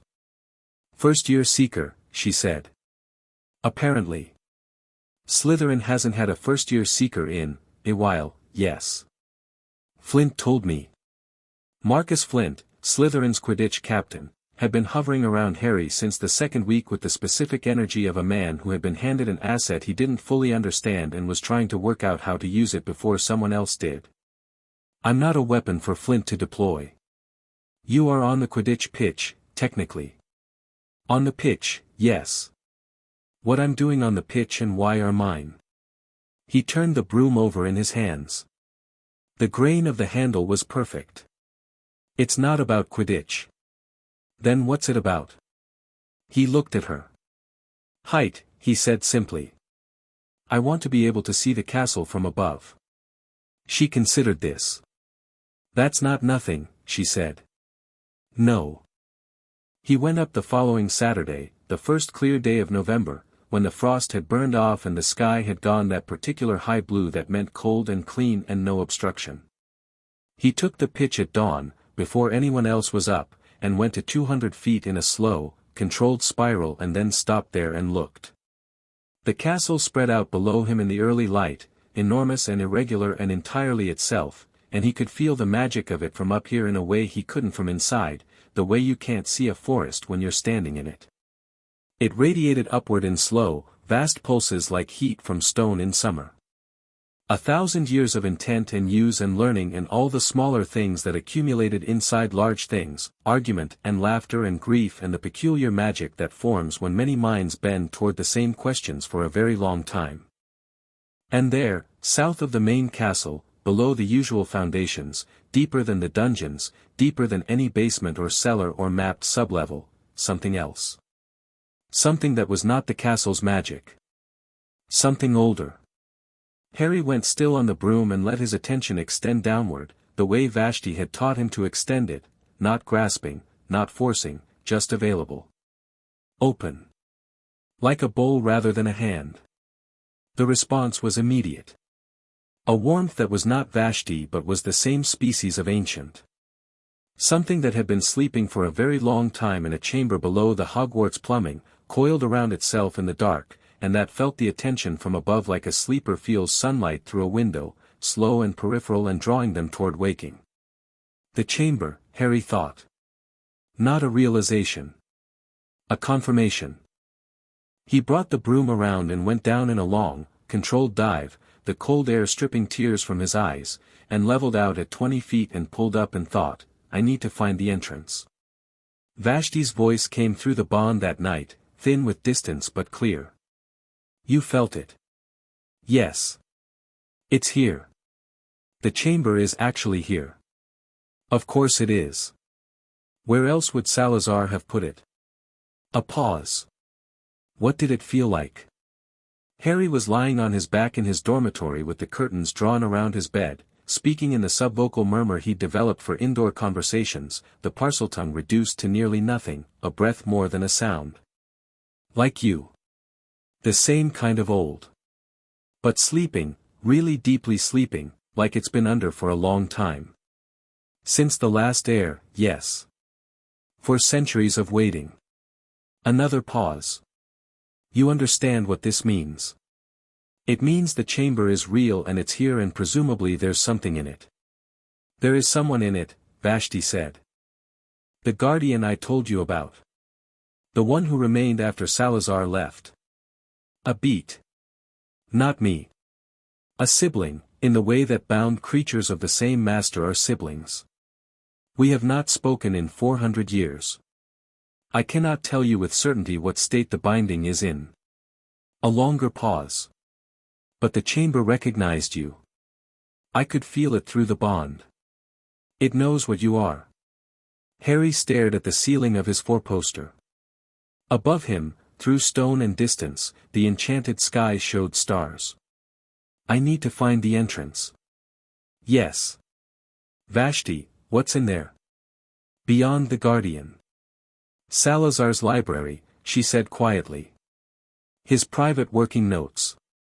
Everything he removed from Hogwarts when he left, the things he couldn't trust to any repository, couldn't leave behind, couldn't destroy. He sealed them below the school where they would wait for someone worth finding them. The silence between them filled up with the weight of that. His library, Harry said. The most complete record of early magical theory in existence. Things no one living has read. A pause. Things that make my instruction look like an introduction. Harry closed his eyes. How do I find the entrance? Listen, Vashti said. The castle will tell you. You felt it from above because you opened yourself to it. Stay open. Walk the lower corridors. The castle knows you're looking. He found it on a Wednesday. 3 weeks of walking the castle with his attention open to it, not obviously, not in a way that anyone watching would have called a search, just moving through the lower corridors with a quality of receptivity that felt, from the outside, like someone who simply enjoyed the architecture. Which was also true. He'd developed a habit of walking the dungeons before breakfast, which fit his established pattern of early rising, and Lyra had joined him twice without being asked, walking beside him in comfortable silence and asking questions about the stonework that were genuinely curious and also, he suspected, a way of being somewhere without having to explain why. On the Wednesday it happened he was alone. He was in a second-floor corridor he'd passed a dozen times, stone and torchlight and the faint smell of something organic that turned out to be the girls' bathroom at the corridor's end, an unused one, from the smell, not cleaned regularly, the door slightly warped in its frame from the humidity of old pipes. He stopped. The magic he'd been following, the slow, deep pulse from below, was strongest here. He pushed the door open. The bathroom was dismal.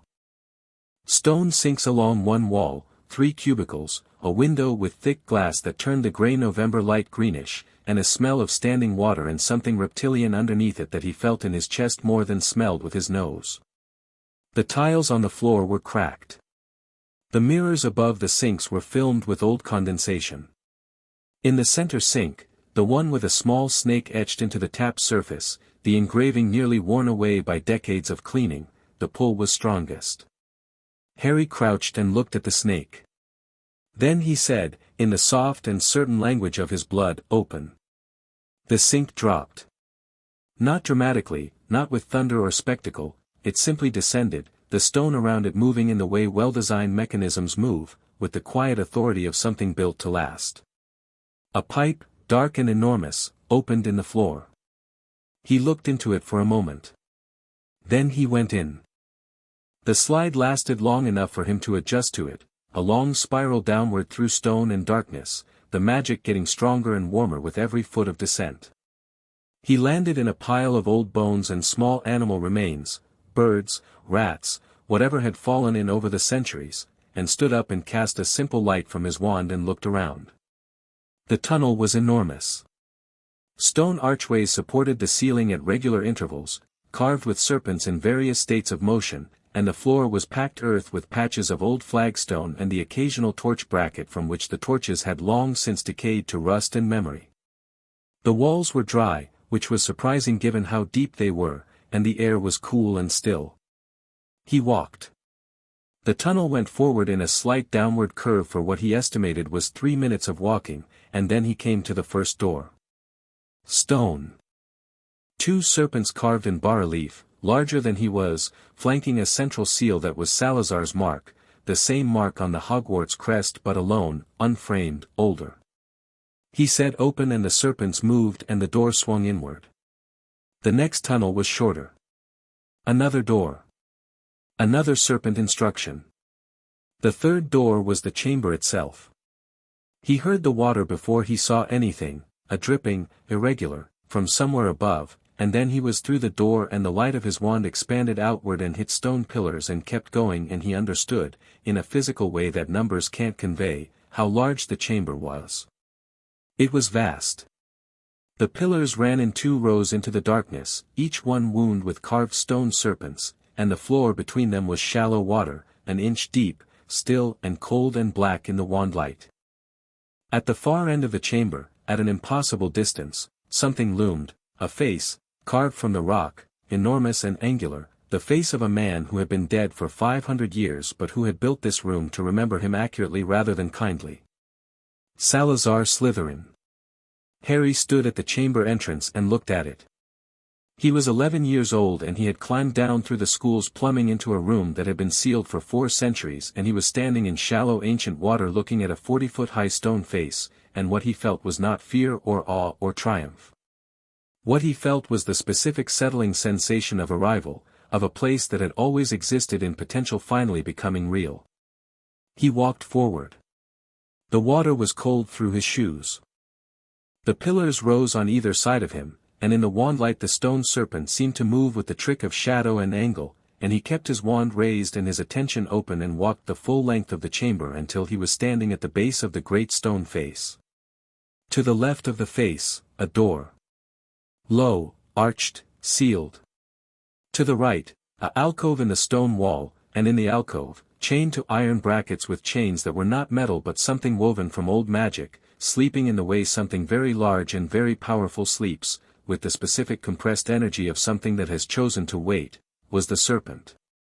Not Vashti's size. Larger. Much larger. In the dim wandlight it was difficult to see where it began and ended.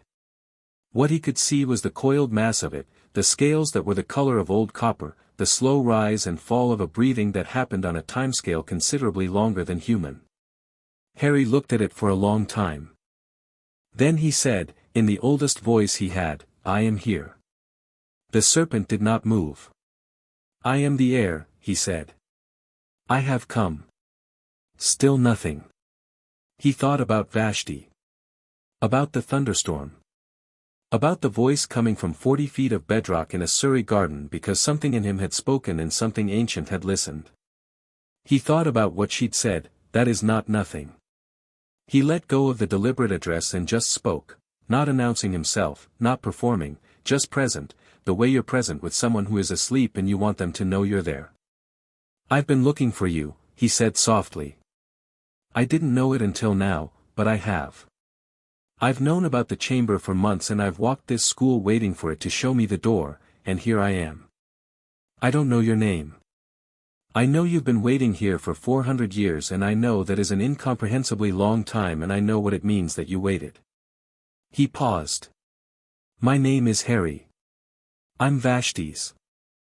The chamber was still. Then, so slowly it was almost geological, the great head lifted. The serpent's eyes, and Harry knew this, he knew it entirely and completely and without any theatrical build-up, it was simply the fact of the situation, were a danger he had to navigate in the most specific and careful way. Basilisk eyes. He did not look at them directly. He kept his gaze on the thick arc of the neck, on the middle distance, on the edge of the great carved face. "Vashti," the serpent said, and its voice was the voice of deep rivers and old stone and something that had been sleeping since before anyone currently living had been born. "You carry her. She bonded with me 2 years ago." Harry kept his voice steady. "She's sleeping in Surrey. She sent her greeting. Vashti." The name again, differently. The way you say a name you have not said in a very long time and are checking that your mouth still knows it. "She lives." "She lives," Harry confirmed. A long silence. The great head moved, a slow arc in the darkness above him, and Harry tracked it by sound and by the warmth of it, keeping his gaze carefully averted. "I am Asha," the serpent said. "Salazar's second. I have been here since he sealed this place and left us to wait." "I know," Harry said. "I'm sorry it was so long." The surprise in Asha's silence was palpable. Not that Harry had apologized, he suspected no one had ever apologized to her for anything. The surprise was the quality of the apology. Not performance. Just the acknowledgement of a simple, true thing. "Salazar said the heir would come," Asha said. "He said to wait. I waited." A long pause. "I am glad you are not what I expected. Everyone says that today." Something that might have been amusement moved through Asha's stillness, subtle as a current. What did they expect? "I'm not entirely sure." "Someone louder, maybe." "Salazar was loud," Asha said. "It served him in some things and cost him in others." She shifted, and Harry heard the great chain move. "You will remove the binding." It wasn't a question. Harry looked at the chains, the iron brackets and the woven magic restraints. He examined them carefully, walking the perimeter without going close enough for direct eye contact to become a risk. They were 4 centuries old. They were also, and this was immediately apparent to anyone who had spent 2 years studying the theory of magical binding, a courtesy rather than a necessity, the kind of restraint that a creature has long since had the power to break and has simply chosen not to. "You could have left," Harry said aloud, shifting to English by accident, then back to Parseltongue. "You could have broken these at any point." "Yes. Why didn't you?" "Because," Asha said slowly, "breaking the binding would have meant leaving. And leaving would have meant that when the heir finally came, the chamber would be empty." A pause. Some things are worth waiting for. Even 400 years. Harry stood very still. The ancient water was cold around his shoes and the wandlight played off the pillar serpents and the vast carved face watched from the dark, and he thought about what it meant to wait like that, with that specific quality of faith, the faith that isn't certainty but is simply the decision to act as though the thing you believe is worth believing. He put his wand to the binding and felt through it, the way you feel through a locked mechanism for the place that yields. The magic was old but not complex. It had the clarity of things made by someone who knew exactly what they were doing and had no need to complicate it. He found the release point and said, in Parseltongue, the word for free. The chains dissolved. Not dramatically. They simply stopped being chains.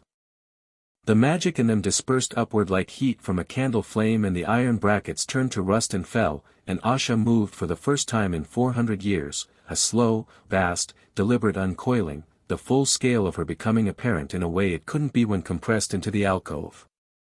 She was enormous. Harry kept his eyes on the middle distance and breathed steadily and did not move.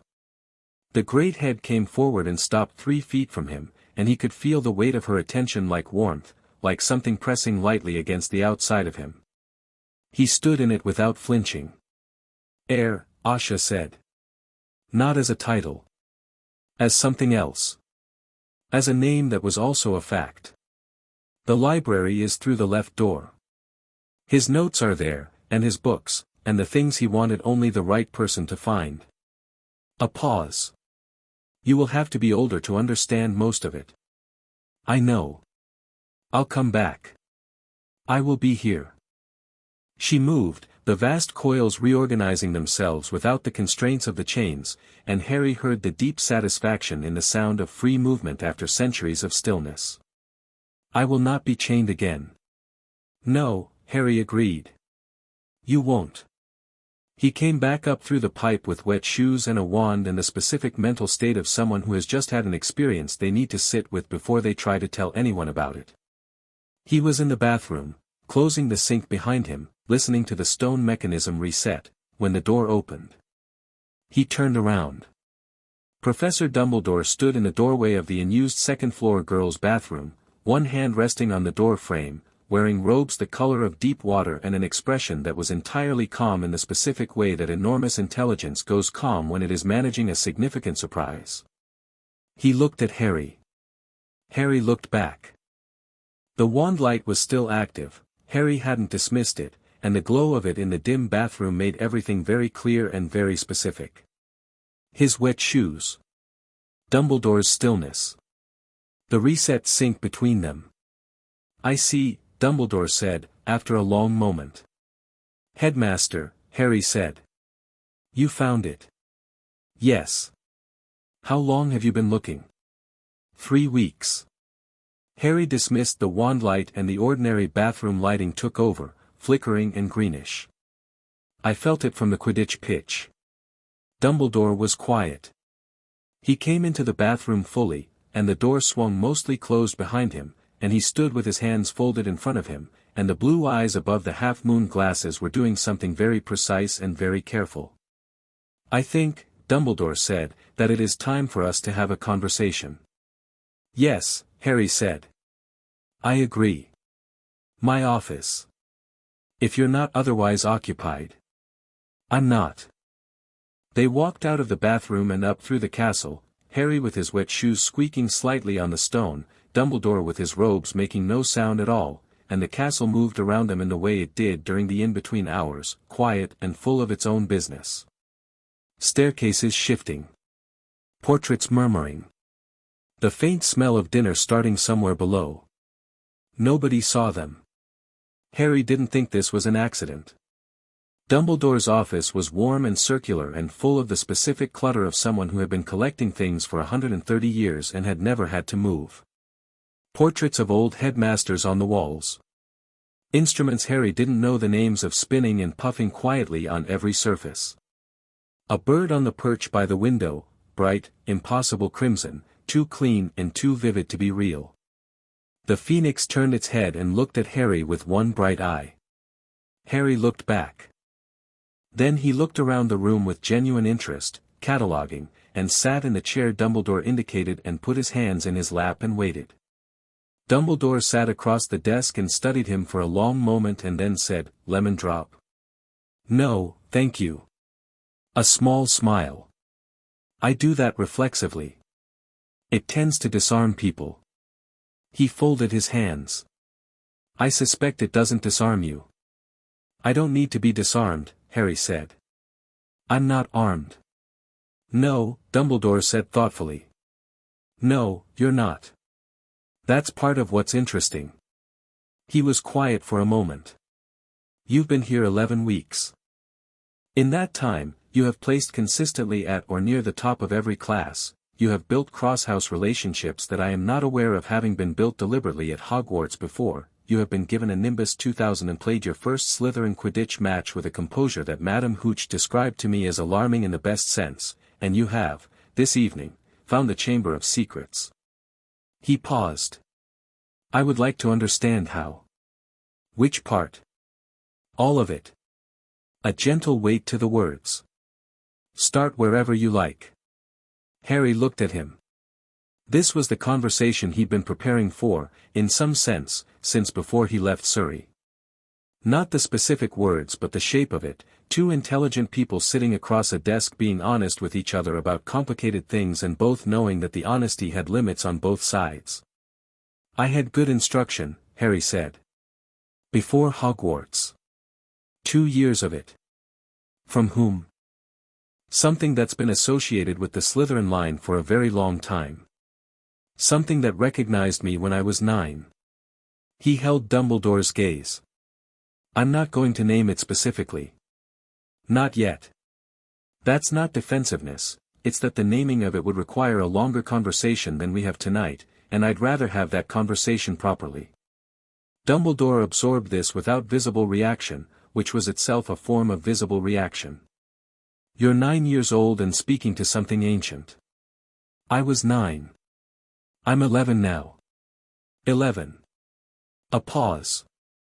"And this something, it taught you history, theory, practice." "Yes." "For 2 years." "Yes." Dumbledore was quiet. The instruments on the shelves turned and puffed. Fawkes rustled on his perch and settled. "The chamber," Dumbledore said carefully. "You went down." "Yes." "What did you find?" "What Salazar left," Harry said. "A guardian. A library. Things that have been waiting for the right person." He paused. "I'm the right person, Harry." The gentleness in Dumbledore's voice was real. This was one of the things that made him genuinely complicated, the care was not performed. "The Chamber of Secrets has a very dark history. The creature that guards it, is named Asha," Harry said. "She's been there for 400 years. I freed her from the binding chains." He met Dumbledore's eyes directly and without defiance, just with the evenness of someone stating facts. "She's not a weapon. She's a guardian. There's a difference." The silence in the office was very particular. The kind that comes when someone has said something that has reorganized the room. Dumbledore looked at him for a long time. Not the warm, public look of a headmaster encountering a promising student. The full look. The look of a man who had spent a century watching humans and had developed a very accurate sense of what he was seeing. "You spoke to it," he said. "In Parseltongue." "Yes." "Harry. Parseltongue is, associated with dark magic, yes. Also associated with Salazar Slytherin, who built Hogwarts. Also apparently native to me, I've been speaking it since I was 9. It's not something I chose, it's something I am." He paused, and then because the next part was important, "You should know that it doesn't feel dark from the inside. It feels like language. It feels like speaking to anything. The darkness some people associate with it is projection, it's the discomfort of hearing someone speak in a way you can't understand." Dumbledore was very still. "That is," he said, slowly, a more sophisticated analysis than I've heard from most adults on the subject. I've had time to think about it. Yes. He studied Harry. You've had time to think about a great deal. A pause. May I ask you something directly? Yes. Are you afraid of anything? The question landed differently than most questions. Harry sat with it for a moment, genuinely. Not performing consideration, actually considering. Yes, he said. I'm afraid of becoming the thing people project onto me instead of the thing I actually am. I'm afraid of the war that's coming, because Voldemort isn't finished, whatever people want to believe, and being afraid of what he represents is appropriate, but I'm not afraid of confronting it. He paused. I'm afraid of wasted potential. Mine and other people's. Another pause. I'm not afraid of you, if that's what you're actually asking. Something moved in Dumbledore's expression. Deep and private, there and gone. It wasn't, he said. But the answer is useful. He leaned back in his chair and looked at the ceiling for a moment, and in that moment Harry saw something he hadn't seen before in the headmaster's face, not age, which was always visible, but something closer to tiredness. The very specific tiredness of someone who has been carrying something heavy for a very long time and has recently been told the load might be distributed differently than they planned. I have been, Dumbledore said to the ceiling, positioning you. Since before you were born, in some ways. Certainly since the night I left you at Privet Drive. I know, Harry said. Dumbledore looked back at him. And you're not angry. I understand why you made the choices you made. The protection was real. The calculation was, he thought about Vashti's word. Incomplete. But not malicious. No, Dumbledore said quietly. Not malicious. I would give a great deal for that to be sufficient. It's not sufficient, Harry said, with the same evenness he'd used for everything else. It's not sufficient that the people making decisions about a person's life have good intentions. The person should also have input. He paused. But I'm telling you that now, and you're listening, and that's what matters going forward. Dumbledore looked at him for a long, specific moment. And then, genuinely, without performance, he smiled. Not the warm headmaster smile. Something smaller and more private, the smile of a person caught in the act of being surprised by someone they had significantly underestimated. Going forward, he said. Yes. You intend to do this, he gestured vaguely at the space between them, meaning everything. Collaboratively. I intend to be at this school for 7 years, Harry said. You are the most powerful wizard currently living and you understand this world better than almost anyone. I would be an idiot to work against you. He met Dumbledore's eyes. But I'm also not going to let you manage me. I'll be transparent about what I'm doing and why, and I expect the same. That, Dumbledore said, is a more direct negotiation than I've had with a student in my 30 years as headmaster. Is that a yes? A long pause. Fawkes made a soft, liquid sound from his perch. Dumbledore looked at the phoenix, then at Harry, and something settled in his expression, not defeat, not surrender, something more like the adjustment of a cartographer who's found a new coastline. I should tell you, Dumbledore said, that there is an object in this school that someone will attempt to steal before the year is out. Something very powerful and very dangerous. I have set protections. I know about the stone, Harry said. Dumbledore stopped. How? Hagrid collected it from Gringotts on the same day he collected me, and Gringotts Vault 713 was emptied that day, and it's a very small community with very good memories for events. The connection is not difficult. Harry paused. I also know who's after it. The silence was different now. Tighter. Quirrell, Harry said. What makes you say that? Because Voldemort needs a host body, and Quirrell is the only new staff member who joined at the same time the stone arrived, and because he smells wrong, I noticed in the first week. Something underneath him. Like rot underneath a living thing. He kept his voice level. I haven't confronted him because I didn't know yet what your plan was. But you should know I know. Dumbledore sat in the specific stillness of someone who has been 3 steps ahead of every person in a room for the last 30 years and has just found themselves 2 steps behind. You are 11 years old, he said. Yes. You've been here 11 weeks. Yes. And you've identified a Voldemort possession, located the Chamber of Secrets, and walked into my office to negotiate the terms of a collaborative relationship.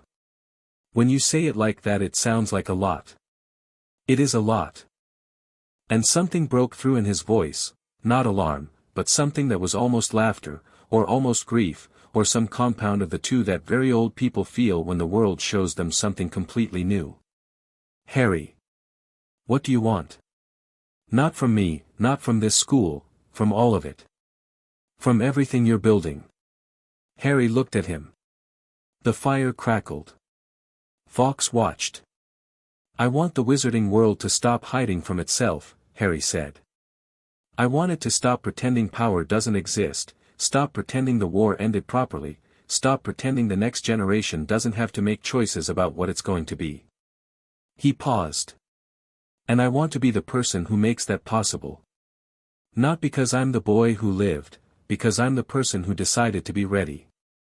Dumbledore was quiet for a very long time. We are going to have a great many more conversations, he said finally. Yes, Harry agreed. Starting with what we're going to do about Quirrell. They talked until 11 o'clock, which was technically past curfew, which Dumbledore did not mention and which Harry took as a reasonable measure of how the conversation had shifted.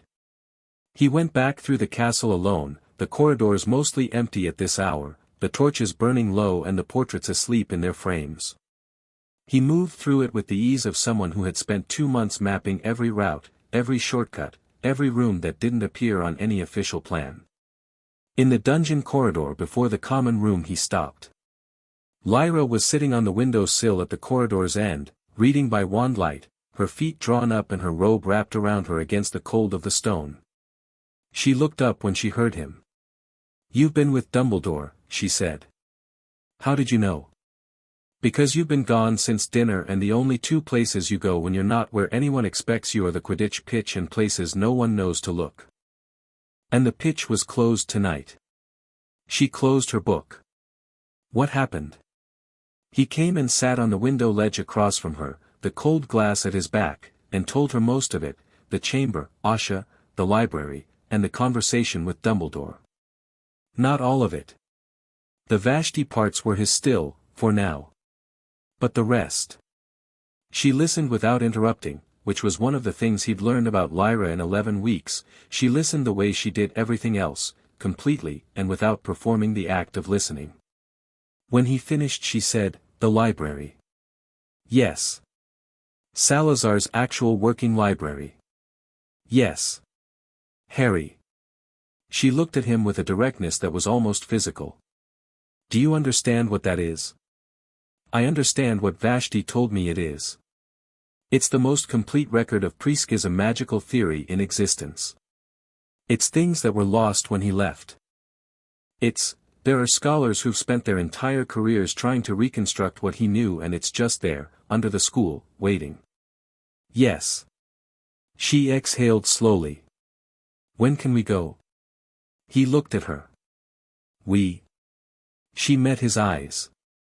You were going to tell me anyway. You wouldn't have told me tonight if you didn't mean to involve me. A pause. I'm useful. You know I'm useful. I know you're useful. He thought about it. Not this year. Asha needs time to re-establish herself. And I need to understand what's down there before I start bringing people into it. He paused. Next year. We go next year. Together. Together, he said. She nodded, once, the nod of a completed agreement. Then she looked back out the window at the black grounds and the silver-touched lake and said, almost to herself, he left all of that down there and waited for someone worth finding it. Yes.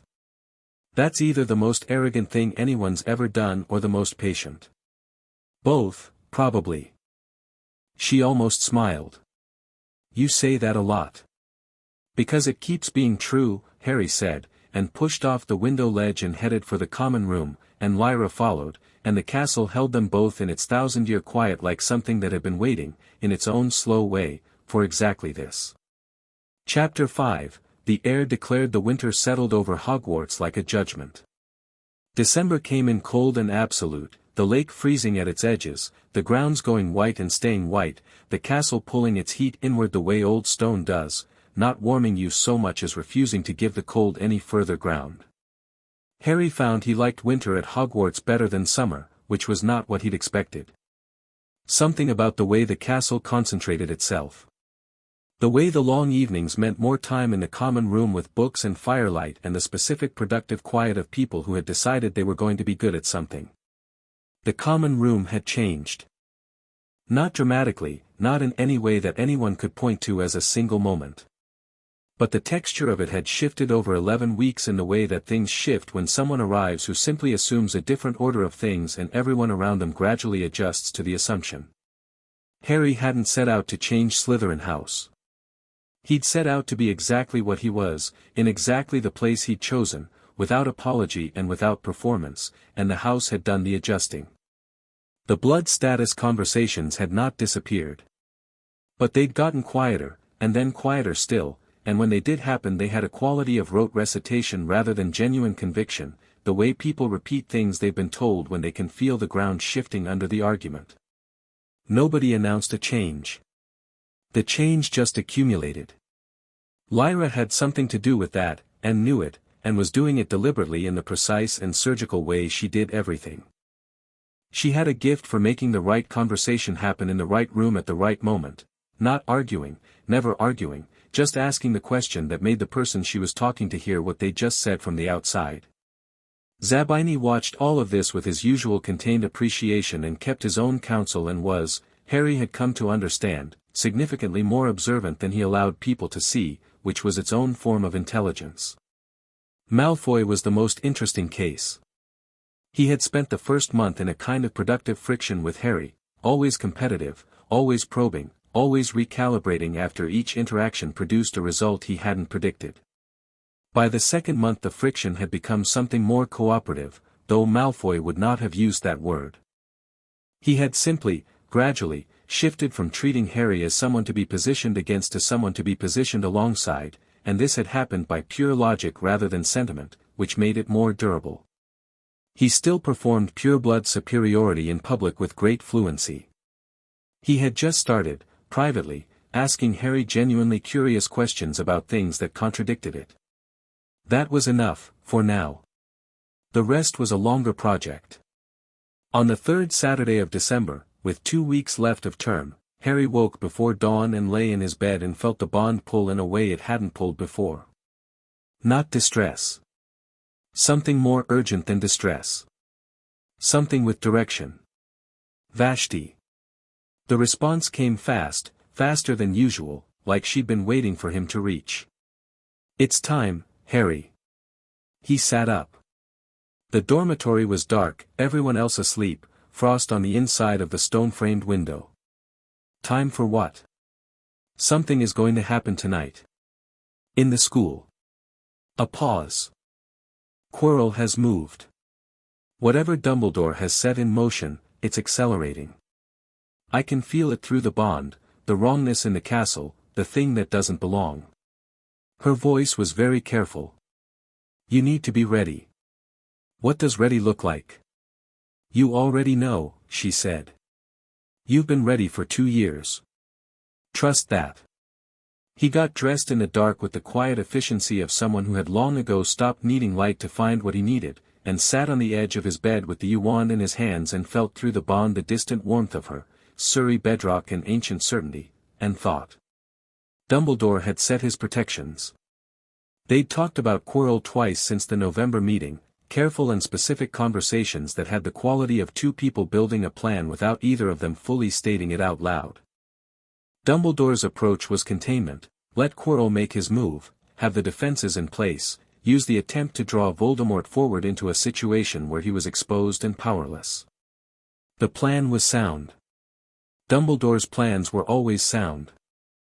They were also, Harry had come to understand, built around variables that had been true before Harry arrived and were no longer entirely accurate. Dumbledore's plan assumed Harry was something to be protected. Something positioned behind the protections rather than alongside them. Harry had not corrected this assumption, because there was a version of tonight where Dumbledore's plan worked cleanly and Harry stayed in his dormitory and none of it required his involvement. He'd been genuinely open to that version. But Vashti was rarely wrong about timing, and the pull and the bond had direction, and he was already dressed. He slipped out of the dormitory. The castle at 3 in the morning was a different country. Torches burned low, every third one extinguished on the automatic system that managed overnight light levels, and the shadows were long and specific. The portraits slept in their frames, not all of them. The more restless ones moved quietly through their painted landscapes, and one old headmaster in a frame near the second-floor landing watched Harry pass with sharp eyes and said nothing. Harry moved through the upper corridors and felt the castle around him, the slow pulse of its magic, the bone-deep familiarity of it after 3 months, the specific textures of different wings and floors. The lower dungeons, green and cool. The library, dense with stored knowledge, almost a smell. The third-floor corridor. He stopped on the second floor and listened. The wrongness Vashti had described was real and present and he could feel it now without the bond's amplification, a quality in the air of the third floor above him, like static before a storm, like the specific charge that precedes something giving way. Something had moved through the protections. Not breached them entirely, the magic was still there, still responding, but disrupted. Like a sound had been played that was almost the right frequency. He went up. The third-floor corridor was empty. The door at the end, the one with the 3-headed dog behind it, which he'd found in the first week purely because closed doors interested him and the sound of 3 simultaneous heartbeats was unusual even by Hogwarts standards, was open. Not ajar. Open, the lock clearly dealt with, the hinges swung wide. Harry stood in the corridor and looked at the open door and took one slow breath. Then he went through. The drop into the devil's snare was more interesting than alarming if you approached it with the right attitude, which Harry did. He fell through the trapdoor and into the mass of reaching tendrils and went completely still and felt the plant's grip loosen as it registered the absence of struggle. He dropped through to the floor below and stood up and looked around the chamber. The protections were elaborate and clearly designed with specific threats in mind, each one a different professor's contribution, a different magical discipline. He appreciated the architecture of it even as he moved through them. Fluffy had been dealt with by music, which suggested Quirrell had done his homework. The key's chamber had one winged key slightly different from the others, its wing catching oddly, and Harry went straight for it without trying anything else. The chess game was abandoned, the pieces standing frozen in mid-move, the board showing a sacrifice that had been made on the queen's side, and the passage through was clear, and Harry noted the sacrifice with something that was not quite emotion and stepped through without engaging the pieces. A mountain troll, dealt with already, unconscious in a corner. He gave it a wide berth and kept moving. The potions room. He stopped here not because he was uncertain, the logic puzzle was a logic puzzle, and he had it solved in 90 seconds, but because something felt off. The flames blocking the forward passage were already down. Not solved correctly, down as in extinguished, which meant someone had come through with enough raw power to simply remove the obstacle rather than navigate it. Which meant Quirrell hadn't been stopped here. Which meant, he took the correct potion, stepped through the black flames, and into the final chamber. Quirrell was standing in front of the mirror of Eriste. Harry came through the flames and stopped and the chamber was lit by torchlight and the mirror stood at its far end, enormous, framed in gold, its surface showing the wavering image of something Harry couldn't see from this angle. Quirrell was standing before it in the posture of someone who had been standing there for a while and had not yet gotten what they came for, and the frustration in his body was visible even from behind. He heard Harry arrive. He turned. The face Harry had been looking at for 3 months, nervous, stammering, slightly absurd, was gone. In its place was something that had always been there underneath it, harder and sharper and completely still.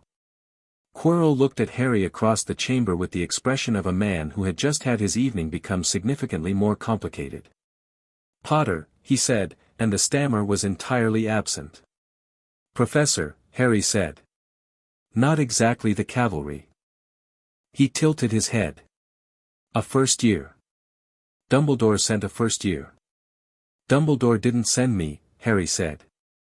He looked around the chamber, the mirror, the torches, the door, the walls. No exits besides the one he'd come through. "I came on my own." Quirrell considered this. "Why?" "Because I wanted to be here." Harry looked at the mirror. "Did you get it?" A pause. Something moved in Quirrell's expression, surprise at the directness, recalibration. "Not yet. The mirror shows it but I can't, it requires something." Dumbledore's little riddle. The frustration leaked into his voice. "A clever man." "Very," Harry agreed. "What does it show you?" "Myself giving the stone to my master." Quirrell's voice shifted on master, flatter, reverent, slightly changed. "Not his voice entirely. But the stone doesn't appear in my hands. Whatever condition Dumbledore built into it, someone who wants the stone to use it can't get it from the mirror," Harry said. "Only someone who wants to find it but not use it." Quirrell looked at him. "Clever boy. Did Dumbledore tell you that?" "We worked it out together." Harry walked forward. Not toward Quirrell. Toward the mirror. He moved at the angle that kept maximum distance between them, the unhurried angle of someone who isn't afraid but is also not making unnecessary gestures. "Step back from it. I don't take instructions from children." "You should take this one," Harry said pleasantly, "because I'm going to approach the mirror and look at it, and if you're standing between me and it we're going to have to negotiate that physically, and I'd rather not." He stopped 8 feet from Quirrell and met his eyes. "Step back." Something in the quality of the request, the utter absence of fear in it, the complete matter-of-fact certainty, made Quirrell take 1 step back. He did it before he'd consciously decided to, and the moment he'd done it something shifted in his face. He reached up and began unwinding the turban. "My master," Quirrell said, "would like to meet you properly." "I know," Harry said. He kept his eyes on the unwinding cloth. "I've been expecting this part." "Have you?" "He's been in this school all year." "Something like that leaves a trace." The turban came off. The face on the back of Quirrell's head was something between a face and an absence of one, pale and flat and red-eyed, and it looked at Harry with an attention that was absolute and ancient and absolutely predatory. "Hello," Harry said. "Harry Potter," Voldemort said. His voice was the thing that was remarkable.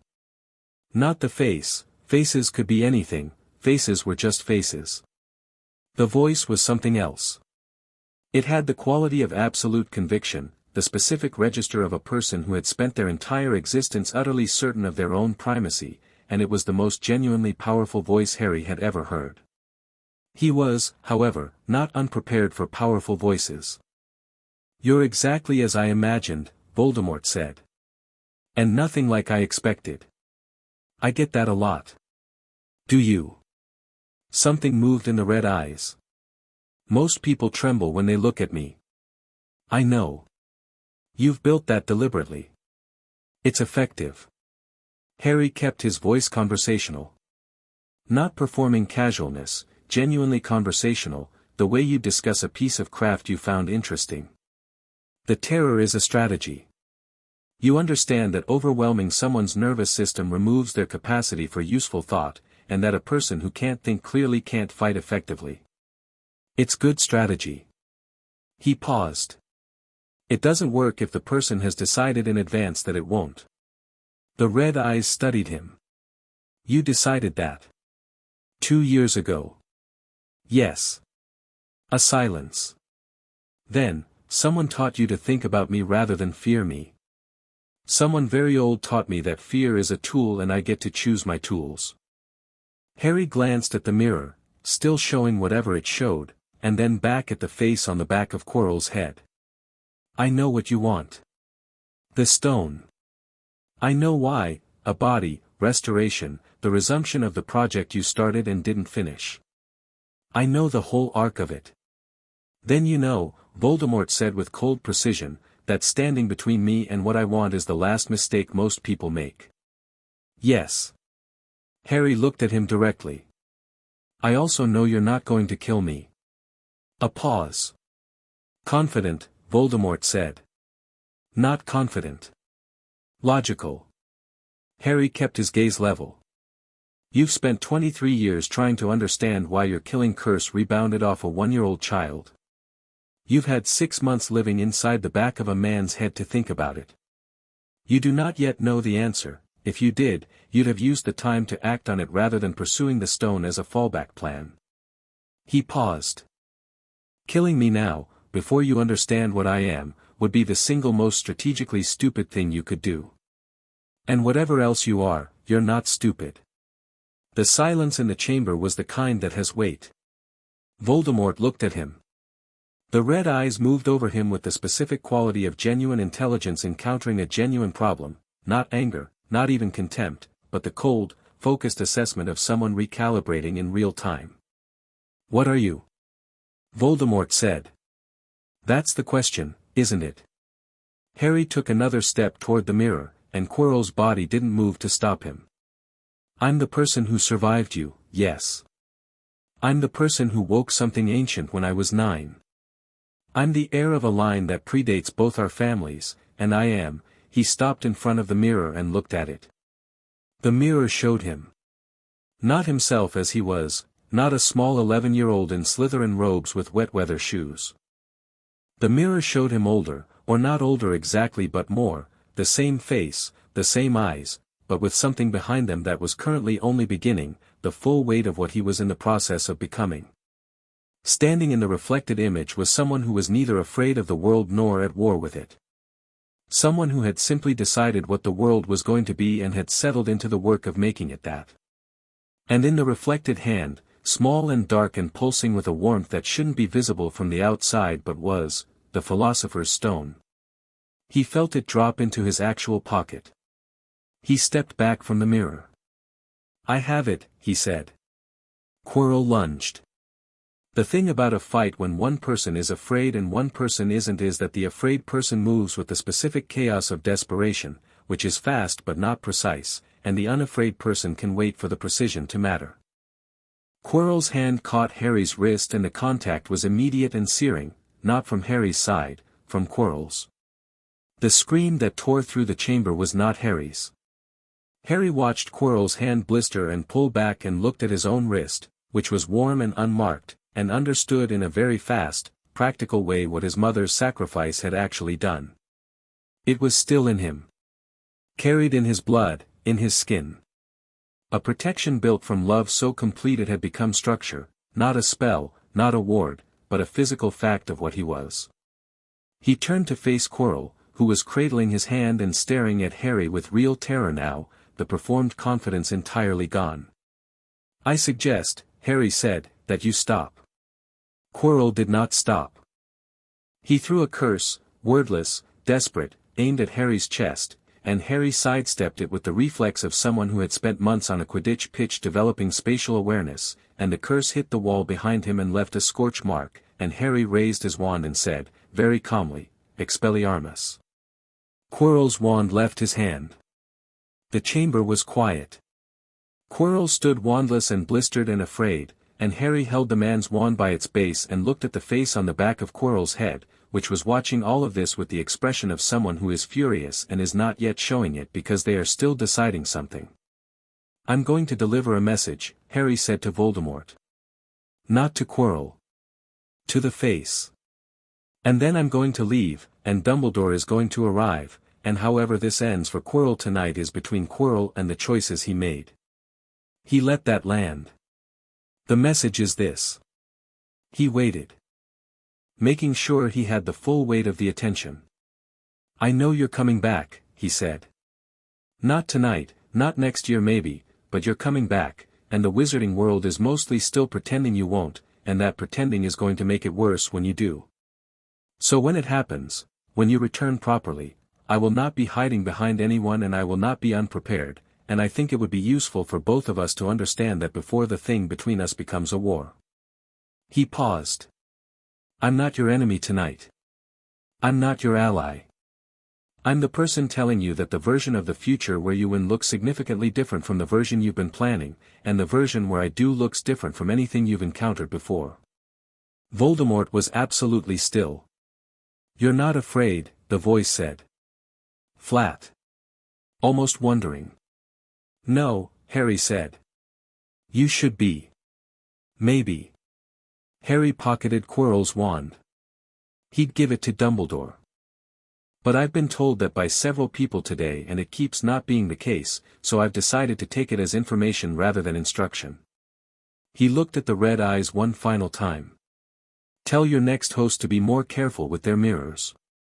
And he turned and walked toward the door. Potter. He stopped. He didn't turn. You are either the most dangerous person I have ever encountered, Voldemort said, or the most foolish. I know, Harry said. That uncertainty is deliberate. He walked through the door.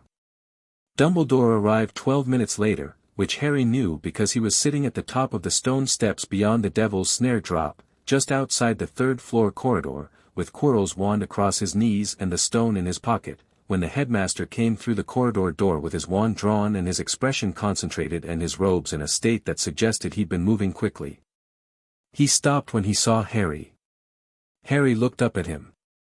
He's in the final chamber, Harry said. Quirrell. Voldemort's still with him, but I took his wand and the stone, so his options are limited. He held out Quirrell's wand. I thought you should have this. Dumbledore stood very still for a moment, looking at Harry in the way he'd looked at him in the November meeting, the full weight of his attention, unfiltered. Are you hurt? He said. No. Quirrell tried to grab my wrist. I don't know the mechanism precisely, but the protection my mother left seemed to respond to direct contact. He paused. His hand was blistered quite badly. He should probably see Madame Pomfrey. Dumbledore looked at him. Then, in a voice that was very quiet, I told you I had it managed. You did. And Quirrell had already moved before I got your message. The flames were down before I arrived at the potions room, which means he had more power than the protections accounted for. He met Dumbledore's eyes. The plan was good. The variable that changed was his approach. I didn't plan to supersede you. I followed where it was going. A long silence. The torches burned. Somewhere below them the castle breathed its slow warm breath. Did you face him? Dumbledore said. Voldemort. Yes. And? Harry thought about the red eyes. The voice. The genuine intelligence of the thing and the genuine horror of what it had become and the very small, very real recognition of something, not similarity, not kinship, but the specific awareness of looking at a version of a road you could have taken and understanding exactly where it went wrong. He's afraid of me, Harry said. He doesn't know it yet. But he is. Dumbledore looked at him for a long time, and in that look was the full complexity of the man, the genius, the care, the habit of control, the genuine love for the world he'd spent a century protecting, and underneath all of those, something that Harry recognized because Vashti had prepared him to recognize it, a man slowly and genuinely revising a story he'd been telling himself for a very long time. The stone, Dumbledore said. Harry reached into his pocket and held it out. A small, blood-red stone, warm in his hand, pulsing with the weight of what it was. Dumbledore took it. Their fingers were close for a moment, the transfer done. What do you intend to do with it? Harry asked. Destroy it, Dumbledore said quietly. Nicholas and I have discussed it. It was always the right ending, neither of us was willing to admit it while it remained a choice rather than a necessity. He closed his hand around the stone. Some things should not exist in a world that isn't ready for them. Harry nodded.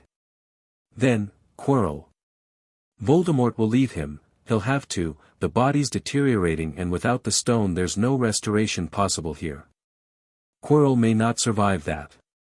He said it without flinching. You should know I understand that. Yes, Dumbledore said. I know. It's his choice. He chose. It is. He did. The headmaster looked at the door to the third-floor corridor. Then at Harry. Go back to your dormitory. Yes, Harry said. He stood up. Dumbledore. Yes. The year went well, I think, he said. All things considered. Something moved across Dumbledore's face that was very briefly, completely unguarded, something between exasperation and warmth and the very specific emotion you feel when something you've been responsible for has outgrown your responsibility in the most overwhelming and correct way. Go to bed, Harry, he said. Harry went. The walk back to the dungeons was long and quiet and entirely his. The castle around him was deep in its early morning silence, the stone warm, the torches burning their long overnight vigil. He moved through it and felt the threads connecting him to the different parts of what this year had been, the classes, the conversations, the chamber, the relationships he'd built and the ones he was still building, and Dumbledore's face just now, and Voldemort's voice saying you are either the most dangerous person I have encountered or the most foolish. He thought about the mirror.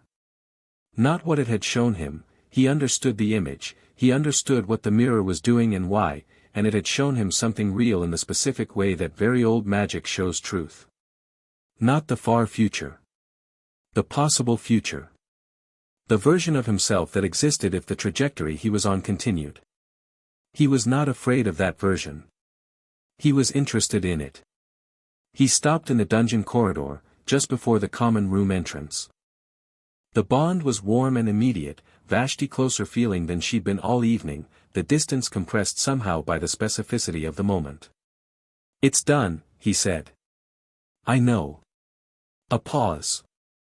I felt it when you walked out of that chamber. Something, settled. Like a knot loosening. Her voice was careful and warm. Tell me. He told her. All of it, the way he always told her all of it, the way she'd been the one constant recipient of his complete honesty since he was 9 years old sitting in a garden talking to Bedrock.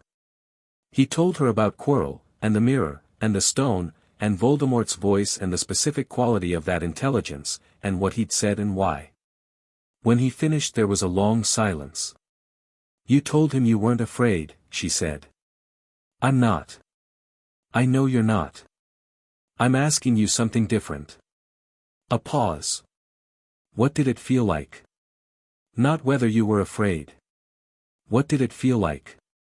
He thought about this honestly. The question deserved it. Like looking at a warning, he said finally. Like, he's brilliant. He's genuinely brilliant, and he had a choice, and he made the wrong one, and everything that's brilliant about him is now in service of the wrong choice and it's what happens when intelligence meets fear and fear wins. He paused. He's afraid. He's been afraid his whole life. That's what all of it is, the cruelty, the power, the project of immortality. All of it is fear dressed up as will. Yes, Vashti said quietly. Now you see it. I don't want to become that. I know. And her voice was the warmest it had ever been, without losing any of its dry precision. That is precisely why you won't.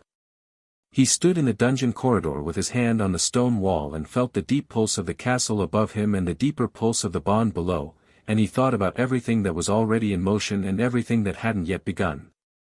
Voldemort was not finished. That was not optimism or pessimism, it was the straight fact. He would find another way back. Another host, another approach, the long slow reassembly of a will that had been sundered but not destroyed. It would take time. Years, probably. The Horcruxes were a problem for a future Harry who would know more, who would have Salazar's library, who would have the Peveril Vault and whatever it required, who would have the people around him who were currently in their dormitories growing into what they were going to be. Lyra, who was going to be the most politically effective person in a generation if she decided to be. Neville, who had a courage that was still mostly underground and would need careful tending to bring fully to light. Zabini, who watched and calculated and whose loyalty, once extended, would be absolute, Harry could see the shape of it even if it hadn't arrived yet. Dumbledore, who was extraordinary and complicated and had 30 years of habit to revise and who was, Harry thought, genuinely interested in doing the revising. The castle, which knew him. The chamber, which waited. The bond, which connected him to something ancient and patient and deeply, specifically fond of him in the way mountains are fond of nothing except the particular river that carved them. He pushed off the wall and spoke the password and the stone slid aside. The common room was empty except for one person. Lyra was in the chair closest to the fire, which had burned down to deep orange coals, and she was not reading. Her book was closed and her feet were tucked under her and she was looking at the fire with the specific quality of someone who has been thinking for a long time and hasn't resolved anything yet. She looked up when he came in. She looked at him in the firelight. His wet shoes, his robes, the quality in his face of someone who has been somewhere significant and come back changed in a way that hadn't finished settling yet. "You went," she said. "Yes. The stone. Dumbledore has it." He came to the fire and stood in front of it, letting the warmth reach him. "It's over. For tonight." "For tonight," she repeated. Not pessimistic. Just precise. "For tonight," he confirmed. He looked at the coals. "He's coming back eventually. It'll take years but he'll manage it. That's the real project. Not surviving this, not the stone, not Quirrell. The real project is being ready when he actually comes back with full power and a plan." Lyra said. He looked at her. "The real project is us being ready," she said. "You said we." "I didn't. You said the real project is being ready. The way you said it, the context of it," she shook her head slightly. "It was plural. You've been thinking in plural." He was quiet for a moment. The fire crackled. "Yes," he said. She nodded slowly, looking at the coals. "My father is going to return to him. When he comes back. I know my father, he'll claim Imperius again for as long as he can and when he can't he'll go back." She said it with the flat, specific courage of someone who has had a long time to face a true thing. "I don't intend to go with him." "I know," Harry said. "Do you?" "Lyra." He sat down in the chair across from her. "I've known since Madame Malkin's. Not the detail of it, but the shape of it. The reason you're tired of performing your house's values is that you understand what those values are going to require of you and you've decided the answer is no." He held her gaze. "That's not a weakness.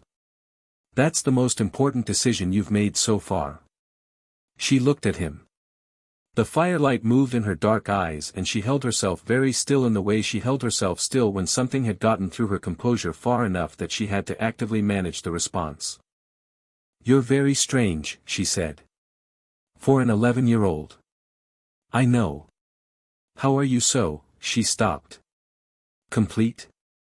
He offered it without arrogance. "I was going to say settled." "Vashti," he said simply. The name, nothing else. Not explaining, not performing mystery, just the word, offered the way you offer a key. She accepted it. "The thing you won't name yet. The thing I'll tell you about properly at some point. When we're not sitting in front of dying coals at 4 a.m. He stood up. "Go to sleep." She unfolded herself from the chair with the deliberate grace of someone who does everything deliberately. At the doorway to the girls' dormitory she stopped. "Harry." "Yes." "When you went down there tonight," she turned to look at him. "Were you afraid? At all? Any part of it?" He thought about Voldemort's red eyes and the voice of absolute conviction and the mirror and the cold of the chamber and the walk back through the dark. He thought about what he'd told Vashti, like looking at a warning. "No," he said. "But I understood what it would cost if I got it wrong." He paused. "Those are different things." She studied him for one more moment. Then she said, "Good. She went upstairs. Harry stood in the empty common room, the coals giving their last dim warmth, the greenlit water pressing against the windows, the castle above him full of sleeping people who were all in the process of becoming something, and he thought about the year behind him and the years ahead and the long, specific, necessary work of all of it. He thought about Vashti's voice, thin across the distance of miles and stone, "Go. Show them what you are." He had. He pulled out the wand and held it in the firelight, feeling the familiar warmth of it, the dragon heartstring precision of it, the specific frequency of his own magic meeting the wood's nature. 13 inches of consequence. Unyielding. He wasn't the boy who lived. He had never been the boy who lived, not really.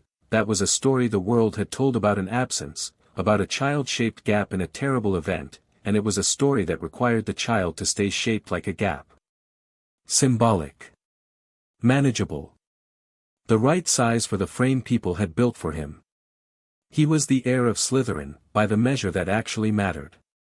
He was the child who had gone into a Surrey thunderstorm and come out speaking an ancient language.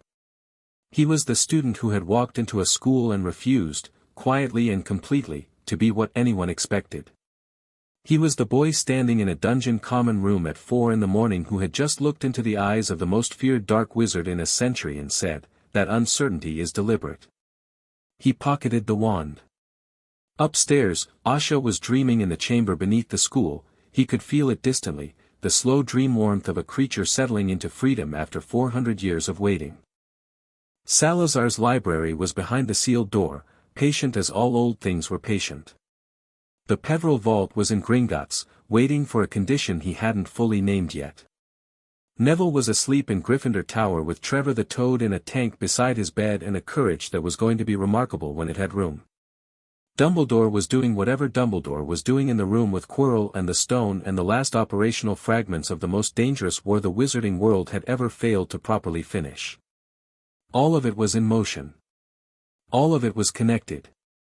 All of it was, in the most real and practical sense, his, not to own, but to be responsible for, which was the more serious relationship. He put out the last lamp and went up the stairs to his dormitory and lay down in the dark and looked at the ceiling of his 4-poster, and thought, Year 1. Then he went to sleep. The year-end feast was loud and bright and Slytherin won the house cup, which the other tables received with the collective expression of people who had not expected the variable that changed the outcome. Professor Snape distributed points to Harry with the compressed efficiency of a man who had decided that the facts required acknowledgement and the facts were the facts, and if his expression suggested an ongoing internal renegotiation of several positions, well, the facts didn't care about that either. Dumbledore gave his end-of-year speech. He caught Harry's eye once during it, a brief, genuine, unguarded look that held everything they'd said to each other in the circular office and everything they hadn't said, and then he looked away.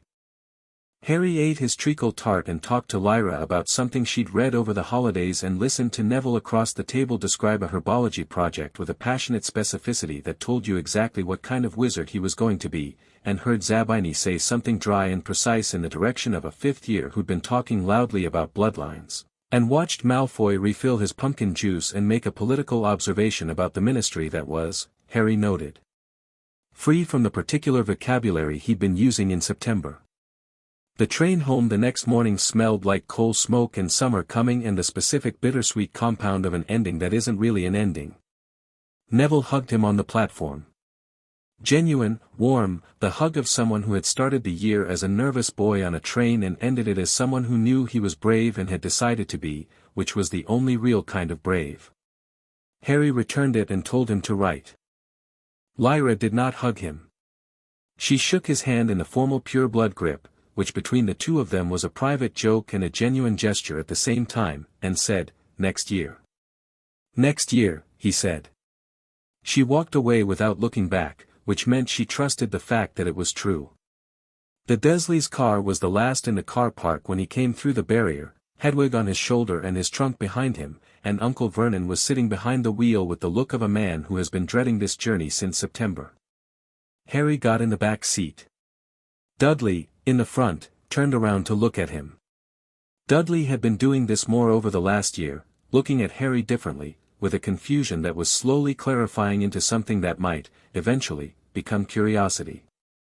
"Good year?" Dudley said, which was not a question he had ever asked before. "Yes," Harry said. "Very." Vernon started the car without speaking.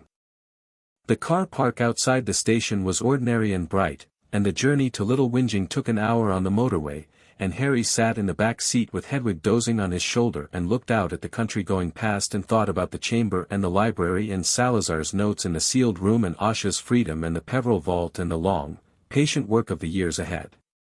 The bond was warm and steady from Surrey, getting warmer as they drove. "Well?" Vashti said, when they were close enough that her voice came through clear and strong and dry as ever. He looked out at the summer fields, green and alive and going on in every direction. "Well," he said. "I'm coming home." A pause. "I know," she said. "I could feel you on the motorway." Another pause. "You smell different." "I smell different. Like a castle. Like old stone. Like someone who has been somewhere significant." The warmth in her voice, underneath all the precision, was absolute. "Like yourself." Harry looked at the summer light on the fields and felt, in his chest and in his blood and in the deep specific frequency of who he was and what he was becoming, the exact weight of the thing he was carrying. Not a burden. A foundation. "Like myself," he said. "Yes." The car turned off the motorway and the fields gave way to houses and the houses gave way to the particular ordered sameness of Little Whinging, and somewhere below the road, below the gardens and the pipes and the bedrock, something ancient and patient and deeply fond of him shifted in its long sleep and felt the approach of the small fierce thing it had been waiting for, and was content.